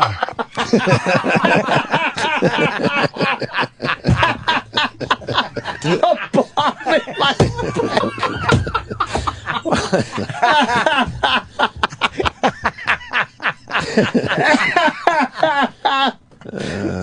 fuck. That could get you thrown off a plane. That girl's lying. She's got turrets. She's got turret syndrome. That's where they lie. Yeah? Yeah. Oh, that's where they lie. Yeah, they tell lies. Oh. Paul Touch Indictor. Paul Touch Indictor. Liar. Yeah, Indictor. Yeah. Uncle Paul put Desitin on privates. Uncle Paul put Desitin on privates. Goddamn turrets lies. Holy fuck. Do you want a Tourette story? I love one. You sure? More than I want my next breath. I want it. Well, this guy says he has a funny story about a guy he went to college with. Oh, boy. Who had Tourette's. I love when listeners have funny stories. Yes. Michael, you got a funny story? Yes. Good morning, fellas. Hey, Michael. Yo, Michael, what up? What up? I went to college with this guy in the 90s. I swear, when you talk to him, 13th you had grade. to stand 3 feet away from him. He would try to kick you in the nuts and lick you when he had a tick. Ew. He could not eat with a knife because he pounds his chest, and he would just scream. And when he screamed, he jumped up off the ground like he was in a damn Toyota commercial. I feel sorry for him, and his car looked like it had been beat to death with a ball bat. I mean, he was just a violent ticker. And it was, you had to talk to him like 4 or 5 feet away. Yeah. It's crazy. His tick was like punching and kicking? And licking. And licking? He would try licking you and kicking you in the balls. Licky? Yes, you had to talk to him from 4 The or old 5 dirt feet away. He road. would walk into a wall and lick the wall and just kick the absolute shit out of it. It was the craziest shit you've ever seen. Yeah, you're right. This was a funny story. Fucking great. Hilarious. I love it. Wonderful. Thank you, Michael. Thanks, Michael. Cute story. Imagine being that guy's parents. Fucking. You know how we were talking about like black witnesses are the best witnesses? Of course. We could either do it today or maybe tomorrow. We got to do like a Black Witness Hall of Fame. Oh, yeah. Because you got the leprechaun people. Leprechaun people. Let's not forget the Muller. Mo. Got the beer people. Mo. You got Asafa. Then you got the Hailstone lady. Right. Who else you got on that list?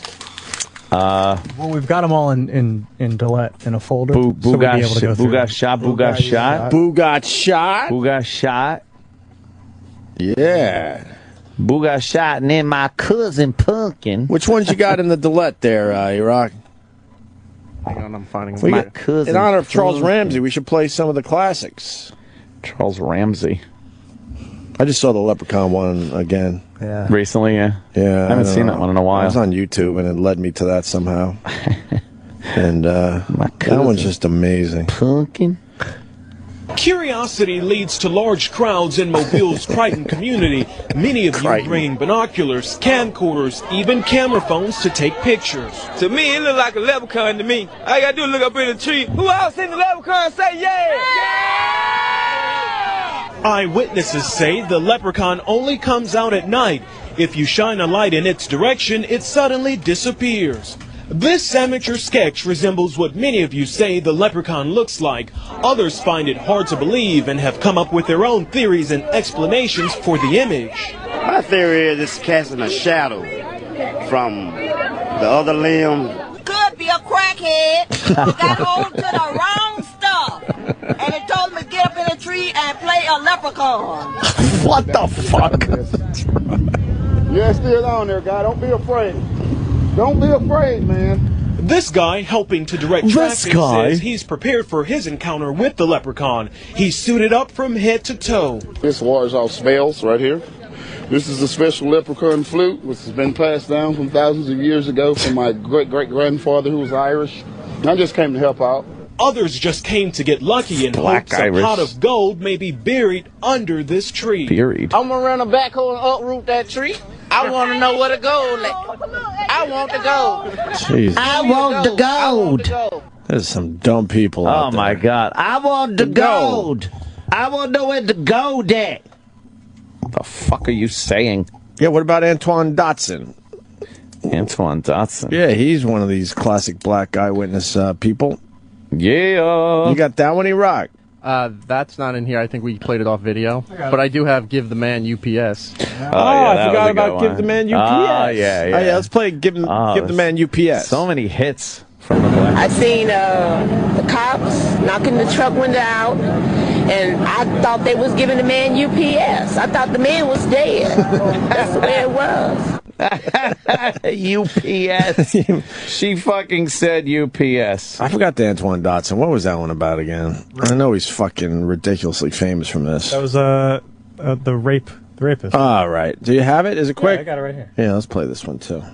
Going through some of the Terrifying classics. moment for a woman who woke up to a strange man in bed with her. The woman screamed. Her brother rushed in to help. 53 million views. Send her off.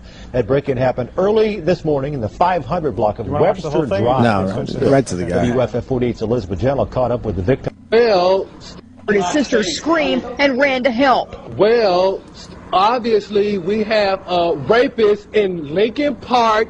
He's climbing in your windows. He's snatching your people up, trying to rape them. So y'all need to hide your kids, hide your wife, and hide your husband because they raping everybody out here. The attacker got loose out the upstairs window, but he did leave something behind. We got your T-shirt. You done left fingerprints and all. You are so dumb. You are really dumb, for real. A crime scene investigator photographed and dusted for prints on the lid of the garbage can and the window pane and ledge. Dodson says he's never seen the perp before, but sends this warning to whoever is responsible. You don't have to come and confess that you did it. We're looking for you. We gonna find you. I'm letting you know now. So you can run and tell that, homeboy. That was it. We gonna find Became ridiculously famous. Yeah, there was a headline recently. Antoine Dodson. I'm no longer homosexual, but still attracted to men. What? Yeah. This is a story that came out a couple days ago. He declares homosexuality as foolish. Did he find what? Took to his Facebook page to state the following. I have to renounce myself. I am no longer into homosexuality. I want a wife and family. I want to multiply and raise and love my family that I create. I could care less about the fame and fortune, blah, blah, blah. Fame and fortune? Stuff. What kind of fame and fortune is he getting from fucking... He got fame and fortune. Did he? Yeah. Yeah, he did. That's crazy. He got paid. I got paid. What did he get paid for? I don't know. No fortune. T-shirt or something. He got some dumb, internet fame. Yeah, he did all right. Fleeting internet fame. He did all right for himself. Yeah. What other black witnesses we got? What's wrong with the beer we got? I mean, the beer we got drank pretty good, don't it? I ain't never heard nobody complain about the beer we have. It drank pretty good. Budweiser. What's the name of some of them other beers? Budweiser and what else? Miller. It drank pretty good, don't it? I gotta hear that again. Miller. I gotta hear that again. Yeah. Miller. Play it again. The whole fucking thing. Yeah, what's wrong with the beer we got? I mean, the beer we got drank pretty good, don't it? I ain't never heard nobody complain about the beer we have. It drank pretty good. Budweiser. What's the name of some of them other beers? Budweiser and what else? Miller. It drank pretty good, don't it? He was so proud of himself that he came up with 2 beers on the spot, on the fly. Cool. Oh my God! What else we got in the Black Witness folder? Do you want Boo Got Shot the original or Boo Got Shot the translation? Well, the translation was pretty funny, but the original just stands on its own. Yeah, we did translate the whole. Yeah, I like the original. Yeah. Uh-huh. She was taking real bad. And then she said, Peaches, they got shot. I said, who? She said, Boo got shot. I said, oh my God. We just saw it. My sister had called somebody up here. She called my cousin Pumpkin just stay up there. She called her, and Pumpkin told her that she was on the phone with police.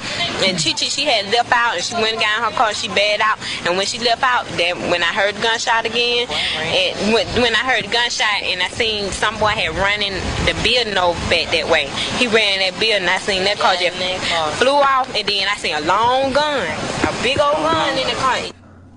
Oh my God! My cousin Pumpkin.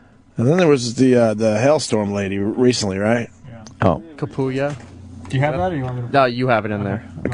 Yeah. What is it? Yeah, play that one. Yeah. Across town, residents are now picking up the pieces as well. Large hailstones destroyed mobile homes, busted out windows, and car tail lights. Man, them jokers was big, size of a quarter doggone. Many said it sounded like nothing they've ever heard before. He said, Kapuya! And the boy, that hell just came in. I looked at opened my door, and I looked out my door and started hitting me in my head. I took out running, ran to my restroom, and then I called my mama to see was she all right. All right. Tracy Morgan. All right. Or Tippy Tom. Or Tippy Tom, right. Called my mom and they was all right. My favorite, those jokers were big. Kapuya. What about, oh, Lord, it's a far. Lord, it's a far. Oh, yeah. That one. Yeah. Oh, I think she. Sweet Brown? Yeah. Oh, yeah. What else you got in your folder there, E-Rock? I'm looking through it here. Sweet Brown. We almost got just about all of them. Describes her horrifying experience when she first realized the complex was on fire. Well, I woke up to go get me a cold pop, and I thought somebody was barbecuing. I said, oh, Lord Jesus, it's a fire. Then I ran out. I didn't grab no shoes or nothing, Jesus. I ran for my life. And then the smoke got me. I got bronchitis. Ain't nobody got time for that. Fuck! Ain't nobody got time for that. I got bronchitis. I know these have been played a million times, but who fucking cares, man? They fucking rule. The Black Eyewitness. The news knows. The local news knows. When they find a black person on the scene. Oh, when they get a black person on scene like that. Didn't a comic do a bit on that? I don't know. Yeah, I did. Oh, Jesus. I said, you ever notice when they get the black people to interview? I'm like, what the fuck's up with that? That's the whole bit? Yeah. Still working it out? Not fucking hilarious. Working it out. Yeah, how does that play in front of the people? I just go like, yeah, you ever see that shit? I'm like, what the fuck? Boo got shot and a bunch of pumpkins and stuff. The one lady got bronchitis. Fucking shit's crazy. E-Rock's got another one. I forget the story to this, but it's an old lady describing somebody going around kicking people in the balls. Is it? Right. Is it a black lady? Yeah. Yeah. I remember this one. I don't remember this one, I don't think. Look at my knees. I'm hurt. Hit man don't tell me. I just started kicking the people in the balls and everything. You know, they was stressed out. I couldn't breathe. That was one of those things where they had like a midnight madness kind of fucking open the doors and everybody stampeded, and she got trampled and said she was kicking in the balls. Now Whitey does all right too. I know we're going with the black witness, but you had the surfer dude out there, right, with the hatchet. Surfer guy was. And then good. what was the one you tweeted over the weekend? The white guy at the fire. That fucking guy at the fire. We haven't played him yet. No, he wound up dying like a week later. That's what I read. But he, oh my God, what does this happen? Oh, hello.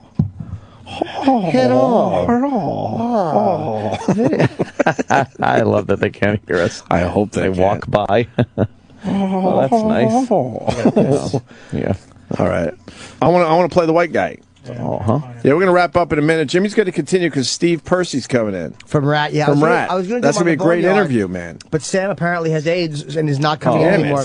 Oh. So I will do the after show and talk to Steve Percy and instead of the Boneyard, because this is a bigger audience. Very cool. And I will be in Wise Guys in Utah this Friday, Saturday, and I got some fucking treats planned. Nice. Oh. Very good. Real treats. Utah. Fuck, I would love to go to Utah. It's actually a great state. The Obama phone lady. Oh, yeah. Obama foul. But what do you got the white guy? It was sort of, it did really well over the weekend. Yeah. Obama fall. Yeah, that was, she was a good one. No. Can't find it. I tweet a lot. Yeah, I know. I got lots of tweeties. Yeah. My tweeting's been down. I get into big discussions. What is that, E-Rock? While he's doing that, do you want to do this so we can get it out of the way? Oh, yes. While, wow, sexy bagel. This Google search sponsored by. Ah, yes. Here's a question: the most important holiday? What is it? Christmas? Valentine's Day? Oh, stop it. They're close. Oh, yes, but it's Mother's Day. And time is running out to get your mom the perfect gift. So, what is the perfect gift? Well, Steven Singer's famous gold-dipped rose, of course. It's the perfect gift for your mom, your mother-in-law, the mother of your childrens. Real long-stem rose, dipped in 24-karat pure gold. The gift that lasts forever. And it's only $69. Oh, you heard right. $69. But listen up. You must order today to get free shipping in the United States in time for Mother's Day. Oh, why pay for shipping? What are you, crazy? Steven Singer's real long-stem rose comes shipped in a beautiful gift box with your own personalized Mother's Day card. Steven Singer has special color available only for Mother's Day. Check it out online right now at IHateStevenSinger.com. Order now or miss out on that free shipping in the U.S. Go to IHateStevenSinger.com. Order now and get free shipping anywhere in the U.S. And don't forget, our Canadian friends can shop online, too. The perfect gift for the best jeweler in the country. Call 1-888-I-HATE-STEVEN-SINGER or go to IHateStevenSinger.com. Siemens? And order your... Yes, that's the Siemens guy from years ago. IHateStevenSinger.com. Order your Mother's Day rose immediately. We got the guy. This was going around on the weekend, and now he's dead, huh? You're kidding. Yeah, push that play there. What was the time around? Oops. One ear. Something going on here. Well, it's just been so crazy out here, as you can imagine. But about an hour ago, and I never heard no explosion.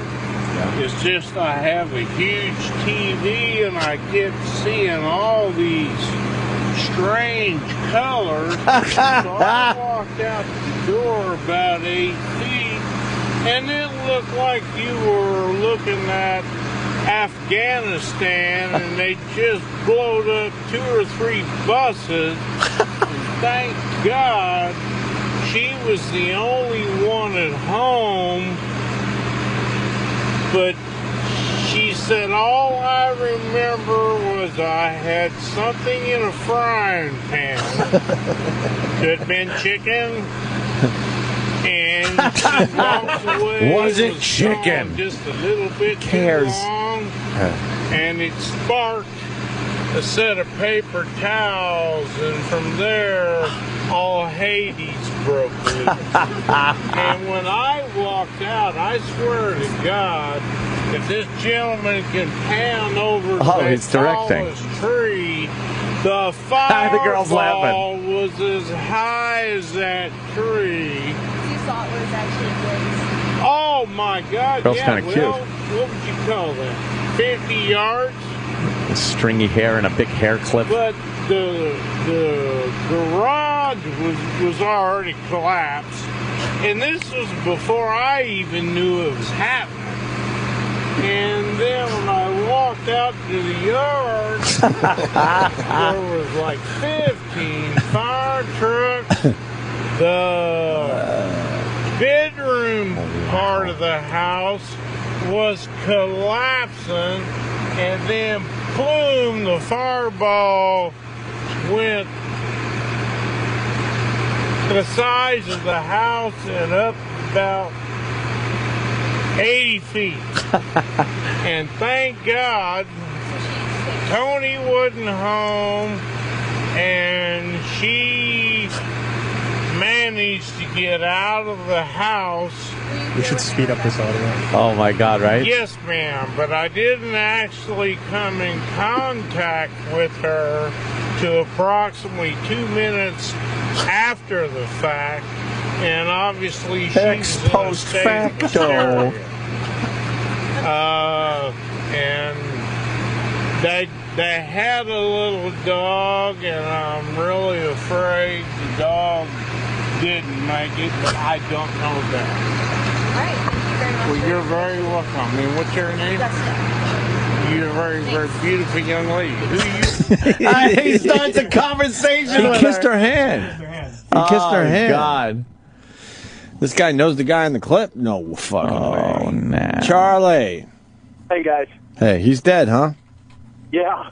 He, right after that, the little girl in there, she's actually the weather girl for the weekend. Oh. And she doesn't even report. That thing just blew up. We didn't have any reporters, so they sent her out. She didn't have any idea what the hell she was doing. And she ended up with this guy. And then literally maybe 10 days later, 2 weeks later, everybody knew he was a local alcoholic. They found him dead in his house. Wow. So that girl was what? Was she just kind of on scene and... Yeah, well, she wasn't even on scene. She was back at the station, and there was a huge explosion, and it went over the scanner, and there was only the assignment editor. They didn't have anybody to send out. And they're like, Jessica, you got to go. She didn't have any idea, so they just sent her out with a camera. They're like, here's record. Here's how you put it on the tripod. Oh, Jesus. Wow, and she gets a fucking viral video, man. Yeah, oh, yeah. It was fantastic. As soon as we all got back to the station and saw it, we must have watched it 50 times and laughed for weeks about that. And then all of a sudden, it just hit the internet and took off. There's one clip of where you could see her kind of turn her head and kind of gives like a little smile. Oh, yeah. Yeah. There's another camera. Somebody was taking cell phone footage. If I can find it, I'll send it to you guys. But they're off camera where they've got her video camera. They just grabbed one of the officers on scene. Was like, can you kind of run the camera for me? And he was like, yeah. There's video off to the side of her, and the looks on her face are fantastic because she has no idea what she's doing. Yeah. She's just this complete drunk going on and on about fried chicken and 50-yard explosions. She's pretty cute, huh? Oh, yeah, she's super cute. Yeah. Yeah. I love working at TV. There's all kinds of... No, you don't understand what's going on here, sir. Let me explain what's going on. Ant's asking, to maybe pass a phone number on. I have had experience dating Yes, women you have. in the news. Maybe not a perfect relationship. I mean, that maybe hasn't ended well, but it starts off good. Yeah, there you go. Yeah, put in a good word. I will absolutely put in a good word. I will let her know. Jesus, hilarious. All right, man, thanks. All right, buddy. Have a good one. Yeah, I didn't know we had a guy, a fan of the show that actually... Hey, look at that, he works there. Works at the radio. Or he just stalks everyone and hangs out there. I got one more black eyewitness that we forgot about. Oh, okay. Oh. You want to just play it? Sure. Please. Crazy up in there. I don't have time to sit up in there. People are already trying to fight and everything. It's not even worth it. I'm investing these. Look at that. It's real. Yeah, kids, people got their babies out here. It's cold. They wrapped up in blankets. What if your child get ammonia for a pair of shoes? Ammonia? What if your child get ammonia for a pair of shoes? If you're... Let me explain what happens. Question, though. If your chow gets ammonia for a pair of shoes, ladies and gentlemen, don't take your chow out if it's cold and you're getting a pair of shoes because your chow may get ammonia. Wow. Wow, wow, wow, wow, wow, wow, wow, wow. We gotta go. We got. He'll be here in a couple minutes. Oh boy. All right, take a break? Yeah, we're going to take a break. Jimmy's going to talk to Steve Percy from Ratt next. I'm going to finally bring some entertainment to the after show. And we have to go to a dumb meeting where nothing will be accomplished. Round and round. Agreed? Yes, I agree. 100%. All right. Well, adios, au revoir, auf Wiedersehen. Asti Spumanti, Buenos Aires. Aires. Buenos Aires. You're doing it wrong. What happened? You got to sign off like this. All right, go ahead. Making out. Making out. Oh. No. Making out. I'm making out. From all this making out is that everyone's making out. Oh, but me. This is the Opie and Anthony Show. Opie and Anthony with SiriusXM. I was waiting for the mic, but there's no music, right? Not for Steven Singer. Mother's Day is just days away. You guys know this. What are you going to do? Well, take this advice and head to our pal Steven Singer. You have to order today to take advantage of his free shipping in the U.S. for Mother's Day. Why be a dick and pay for shipping? Steven's the guy that will make you look like a hero. And it's really easy. You can find Steven online 24/7. They don't need 24/7. No one thinks that the internet turns off. But go to IHateStevenSinger.com. Steven Singer Jewelers has a huge selection of gifts, and they're all perfect for Mother's Day, including Steven's beautiful super silver Argentium mother and child diamond necklace. It's only $149. So whether you're shopping for your mom, your wife, or your mother-in-law, Steven's going to make this Mother's Day easy. Don't screw it up. Give mom a gift that will last a lifetime. Go right online to IHateStevenSinger.com and check out the super silver Argentium mother and child diamond necklace. The beautiful silver necklace is going to make her Mother's Day special. Order today, and Steven has free shipping anywhere in the U.S.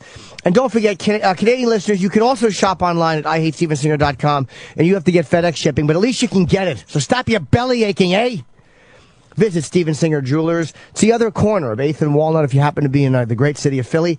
Or call them at 888-I-HATE-STEVEN-SINGER or online at IHateStevenSinger.com. Our pal Steven Singer has great stuff for Mother's Day. This is the Opie and Anthony Channel on SiriusXM.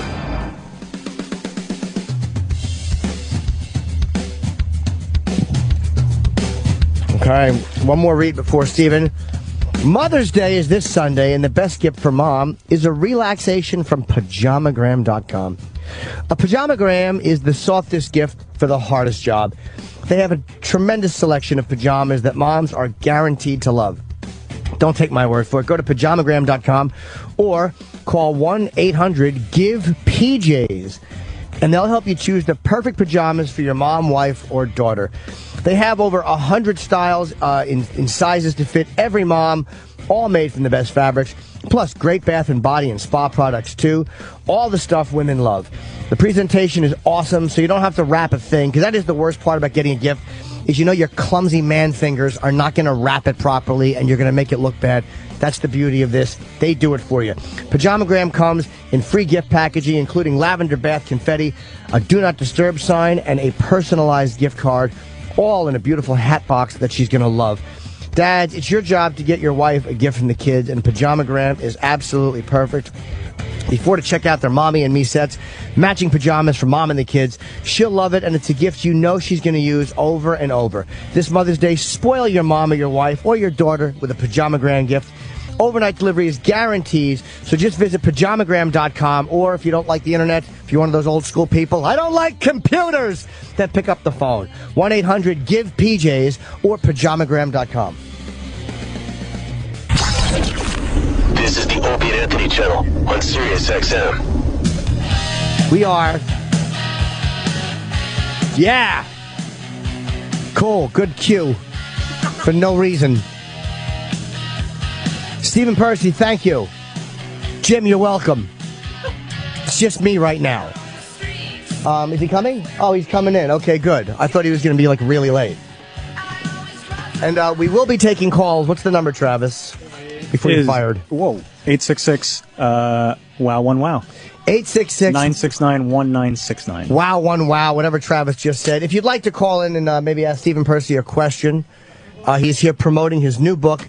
It's called Sex, Drugs, Rat and Roll, My Life in Rock. What's up, man? How are you? Hey, how are you? We're on the air, so take a seat. Right here? Okay. Yes, sir. Oh, you have the you're carrying a different book than I'm promoting for you. Okay. Yeah, we're trading, me and Martha. Oh, you saw her outside? No. I will be just swapping books. She'll get mine tomorrow, and I just got her. She just left this for me.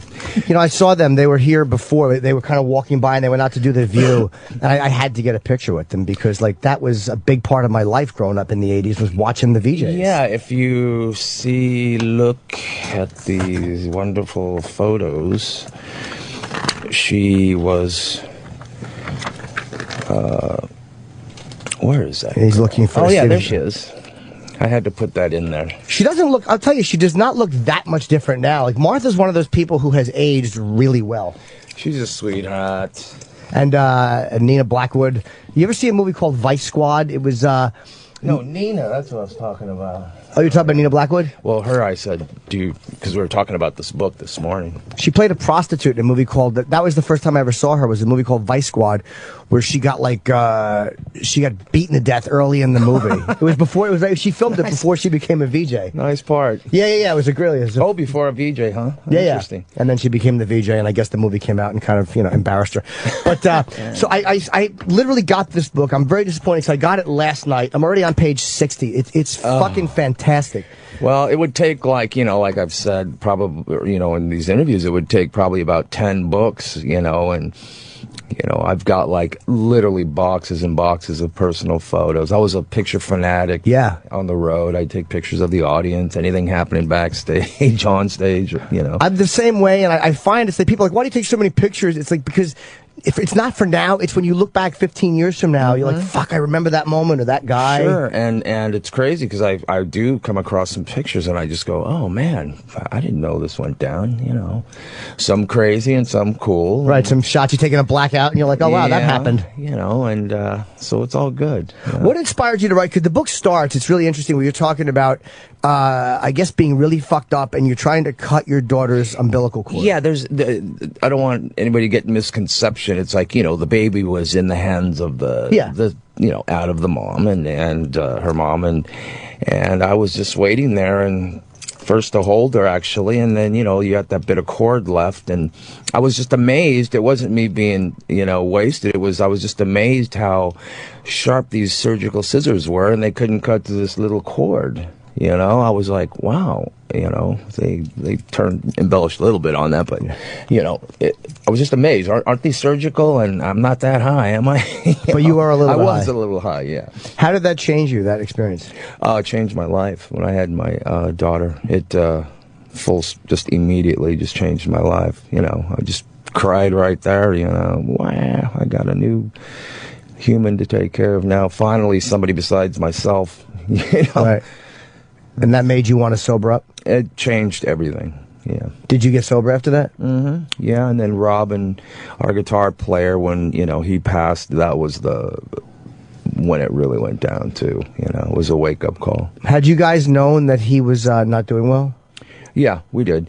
And I knew what was going down, what he was doing, throughout the years, even being, partying and stuff, we used to, when we do video shoots, we'd have to, me and Phil Schwartz, who I talk about in the book, real good security guy of mine, concierge dude, and friend, we used to like stash his, we took a gun from him actually, and we'd, find his shit and we'd throw it away. And why did you take the gun? Were you afraid that he was going to harm himself or somebody else? Well, he obviously had the gun to go when he went to score, and so when we were doing the detonator video, which lasted like 2 weeks, he would disappear at lunch, and where in the hell is he? He'd show up like 2 hours, 3 hours later, and we finally just went, oh shit, went through his stuff and we got to get this thing out of his hands, At that time, too, you were, I guess, active as well and partying and doing your thing. Oh, yeah, sure. And it's always, I guess,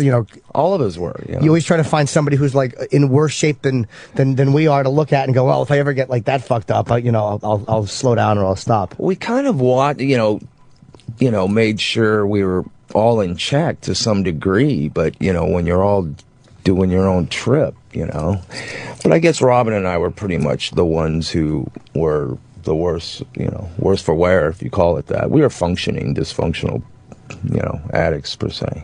Was there a point where you felt like, or what point did you feel like it just totally got out of control? How long into the whole, being a rock star? Or was it before that? It wasn't even in the band. It was, I left my own band and after the Detonator tour, we were just fried. I was fried. We had been touring record, 250 shows a year. It was ridiculous. It was cool for a few years. But then, when you don't start remembering it a year or two, right, it's time to stop. And I did. I said, I've got to get away from this for a few years, you know, and I did. Did you guys, as the 80s were coming to a close, did you see, like, when grunge was happening or the music scene was kind of changing, did you see that at all as a threat to what you were doing? No, it was, you know, everybody has such a when people say that, did grunge kill rock? Or no, of course not. It was just taste in music and climate. It had nothing to do with grunge. Where are they now? Right. Who's left standing? You know, I mean, I don't care if you label as hair metal or whatever. To me, it's just rock and roll. It's rat and roll, you know. We're still here. We're still doing big shows. We're still making records, you know, thank God. And it's more of a privilege now. But, I mean, when I hear that grunge killed rock, metal, it's ridiculous. Well, you know, it's like every X amount of years, there's just like these people's taste just changes. You know? Yeah. But then what was popular now that kind of, you know, you know what killed it is the oversaturation of the new copycat bands that came after the Motleys and the Ratts and the Wasps and the Quiet Riots and the, you know, I mean, you know, we were our own genre. You know, 81, 82, 83, 84. And once we all, you know, all these type bands got started, what happened after that was everybody had to have a Ratt or a Motley or something. That's what killed it. It just got corny. It just got stupid. Well, it's like anything else. They were trying to find guys that looked the part as opposed to guys that that made them the part. They built their own little mini Ratts and, you know, whatever per se. And some of the bands were good. I'm not going to take that away from them. To each his own, you know. But it's you know, it's all in the pudding, you know. Are you still around? You still working? You still making records? You still act? You know, that's what tells the story, you know. Do you think 80s metal I think it gets a bad rap sometimes because again, people say hair bands like it's a dismissive thing. But you know what I mean? But there's a lot of really good music. Of course it's good music. I mean, that's all it is music. And even when we started, we didn't try to keep up with the Joneses, Ratt. We didn't want to be press darlings. We didn't care about, you know, telling you our exploits and, you know, what we did, who we banged, drugs we did. We just did our own thing, you know, stealth, Zeppelin style. That's how I wanted us, and that's how we were. So, you know, all that did was just keep us out of the limelight a bit.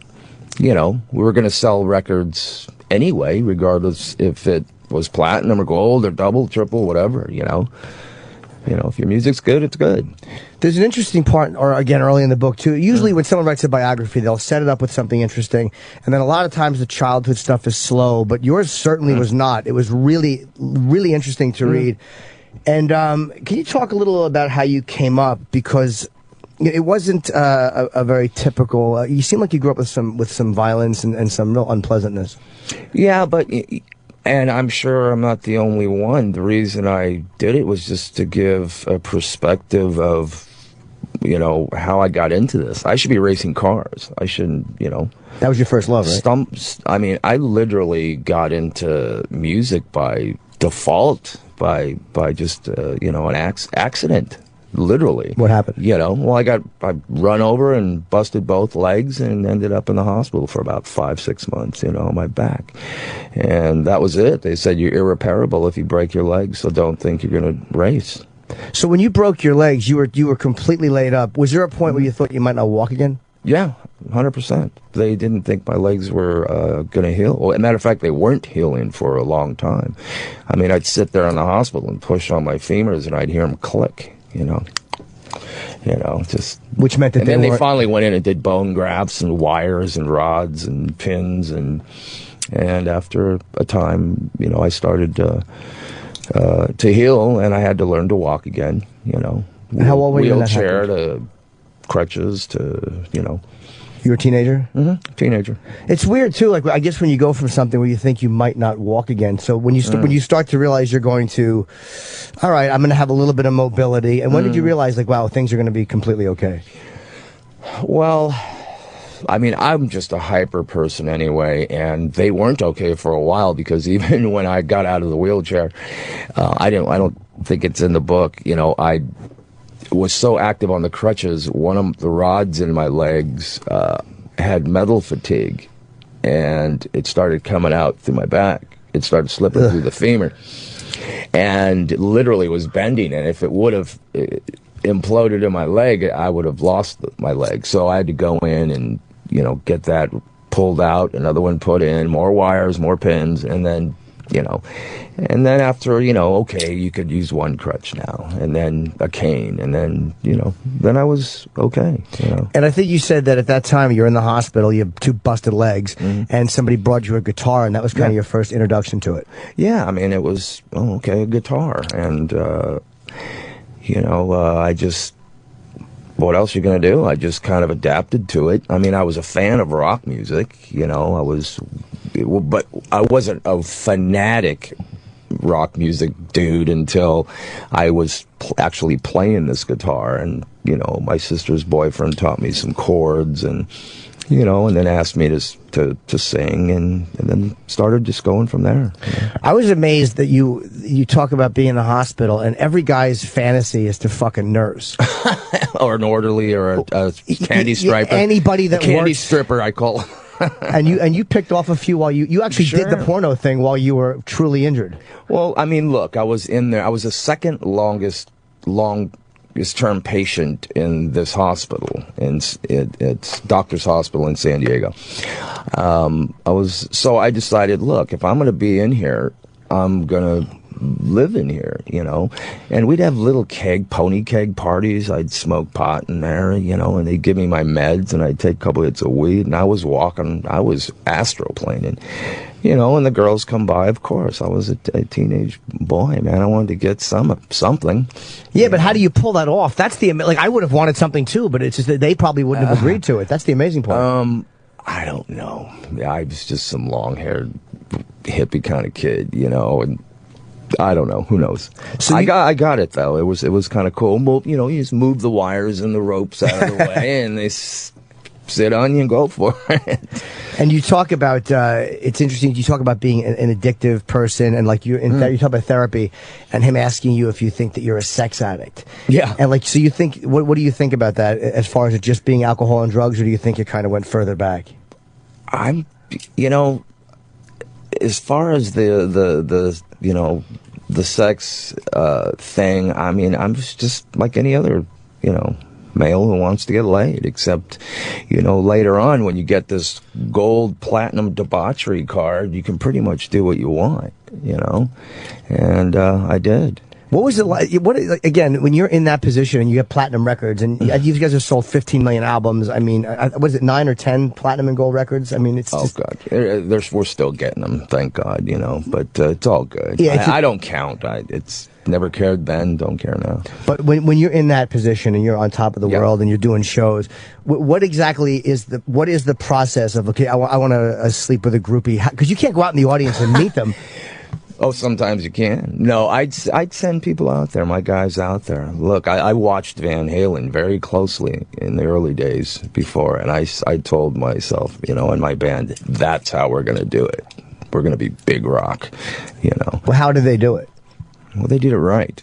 That's all. What do they send? Do you send a guy out to? Yeah, sure. And it kind of became the norm. It's a signal or whatever, and then you meet girls before and during and after, and it's just one of those things. And then we'd load up a couple rooms with about 50 girls, and you kind of go in there and look and take your pick, and that's it. You have a party. Now, would you get any? Believe me, your life, that's a much different life than a comedian leads. Would you ever get a girl into the dressing room and then she was like, "Oh no, I just wanted to talk." Sure. Would you get that shit too? Yeah, and that's cool. You can talk, but the ones who knew what was going on, and I mean, I just wasn't some sexual deviant dude. I mean, I had relationships that were all copacetic, but until I got locked into marriage or something, I was going to do as I please, respectfully, You tell a good story, too. This one kind of, and I know it creeps you out, was you said you guys were on a big Midwestern or Texas tour, and a woman brought her daughter by named Cinnamon.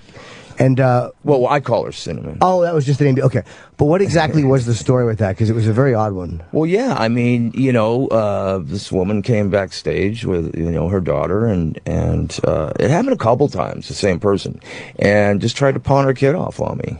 And I was just like, shit, this is trippy. How old is she? First of all, and second of all, did you do this when Motley came through or any other band? And was the kid of age? Yeah, but just the whole trip was just weird, you know. I mean, look, you know, we've had, you know, husbands offer their wives and girlfriends, and, you know, I mean, it's just trippy, you know. It's the weirdest occupation possible. Did you ever take, because I've gotten the weird emails about the husbands, hey, my wife wants you to fuck her. Did you ever take a husband up on it? No, me personally, never, no. And it was always very upsetting when, you know, you'd find out, hey, you know, my girlfriend, it's like, shit, well, keep a tighter leash on that person, man. Oh, you got guys who were mad at you, yeah. Well, I mean, look, you know, it's like, you don't know. I mean, you know, people would come on the bus. And then it got to where we actually just got smart about it. Like, hey, look, you married, you this, you that. There's enough out there. We don't need to, you know, take advantage of somebody's, you know, woman, per se. Yeah, because then you just get somebody fucking hunting you with a pistol. Well, it's just ridiculous, you know. And if it happened, well, don't blame us, you know. It's like shit happens, but you know, I personally stayed very clear of you know, that kind of a scene. If you could help it, yeah. If you knew. Totally. And you also, you became friends. I'm kind of jealous of this. I met Kinnison once in my life. I just got to talk to him for 5 minutes. I was very new and doing an open mic, and he came in from the big room and he talked to some of the young comics, and he was really, really nice. And you were kind of a part of you were in the Wild Thing video, and you got to know him pretty well. Yeah, he was cool. You know, he'd have these parties, and you know, for years we'd hang out with him, you know, and I mean, talk about partying. Jesus Christ, the guy had more drugs and pussy around than most rock dudes. He did, right? Oh yeah, I mean, it was nuts. I mean, I've go to a studio and you'd all these people there, and you know, a bowl of coke. I was never really into blow, so you know, that was, you know. But it was pretty crazy. What was your thing? If you weren't into coke, what did you find yourself really taking to? Sex and drugs. But I mean, but what kind of drugs? Whatever. Yeah? Yeah. I wasn't into the smack and stuff until later, but I never got into the spiking, you know. That was later on stuff I did. I was pretty much into the, you know, the drinking and the, you know, the girls and things like that. Did it? Do you think it hurt the progress of the band? Because you guys did so well. It's kind of hard to say, "Hey, I got to quit doing this" when the band is doing so well. It took its toll sometimes. Sure, you know, when you got, like, you know, Robin said in one of his last interviews, you know, you got to do something to get up, you got to do something to stay up, you know, do something during the show, you got to do something to go to sleep after the show, you know. But then again, you know, we never really had a break. You know, this Ratt was constantly on the road, in the studio. I mean, it was like we never had a moment. I mean, if we had some time off, maybe we would have had a little bit perspective on, you know, actually what we were doing to ourselves, and, you know, but, you know, didn't happen. So now here you are in this position where you're kind of, you know, you've gone through everything, and you're sober, and you're still out on the road. And how do the younger bands treat you? I mean, is it kind of nice to be like, because you talk about when you first saw Van Halen, or when you first heard about them when you were in LA, and now people will talk, younger musicians talk that way about you. Yeah, well, God, it's cool if they, you know, it's cool when new bands dig you, respect you, and it's a compliment. You know, I don't, I wouldn't give them any advice, but to just try to keep it together and make good music. How psyched are you about the new Sabbath song? It's all I'm thinking of. Oh, I think it's great. It's fucking fantastic, right? It's way cool. Way cool. It's always weird when your favorite band puts out something and you're not, like, you know, it's been 35 years other than, you know, Selling My Soul and Psycho Man and Fusion. And you're like, how is this going to be? It's scary almost. When a band you love that much is putting out something after a long time, it becomes scary. You don't even look forward to it. And then when it finally comes out and you're like, oh, fucking thank God. Yeah, I mean, look, the last Ratt record we did, it was 10 years, and we're getting ready to do another record, and we'll have our shit together this time a lot more. Yeah, were the critics kind to you, or were they, I mean, how did they treat you throughout your career? And does it matter to you? It's all right, and no, you know, we tried to keep, Gene, we tried to, you know, stay out there, keep in the mix, do what you had to do, the MTV, the this and that, but we really didn't try to make ourselves into some media darlings, or like we were always needing to be in the press, and so, you know, that kind of maybe hindered some popularity per se from what people back then expected, like, oh, they're not crazy enough. Well, that's cool. We were. We just didn't need to tell you, everything.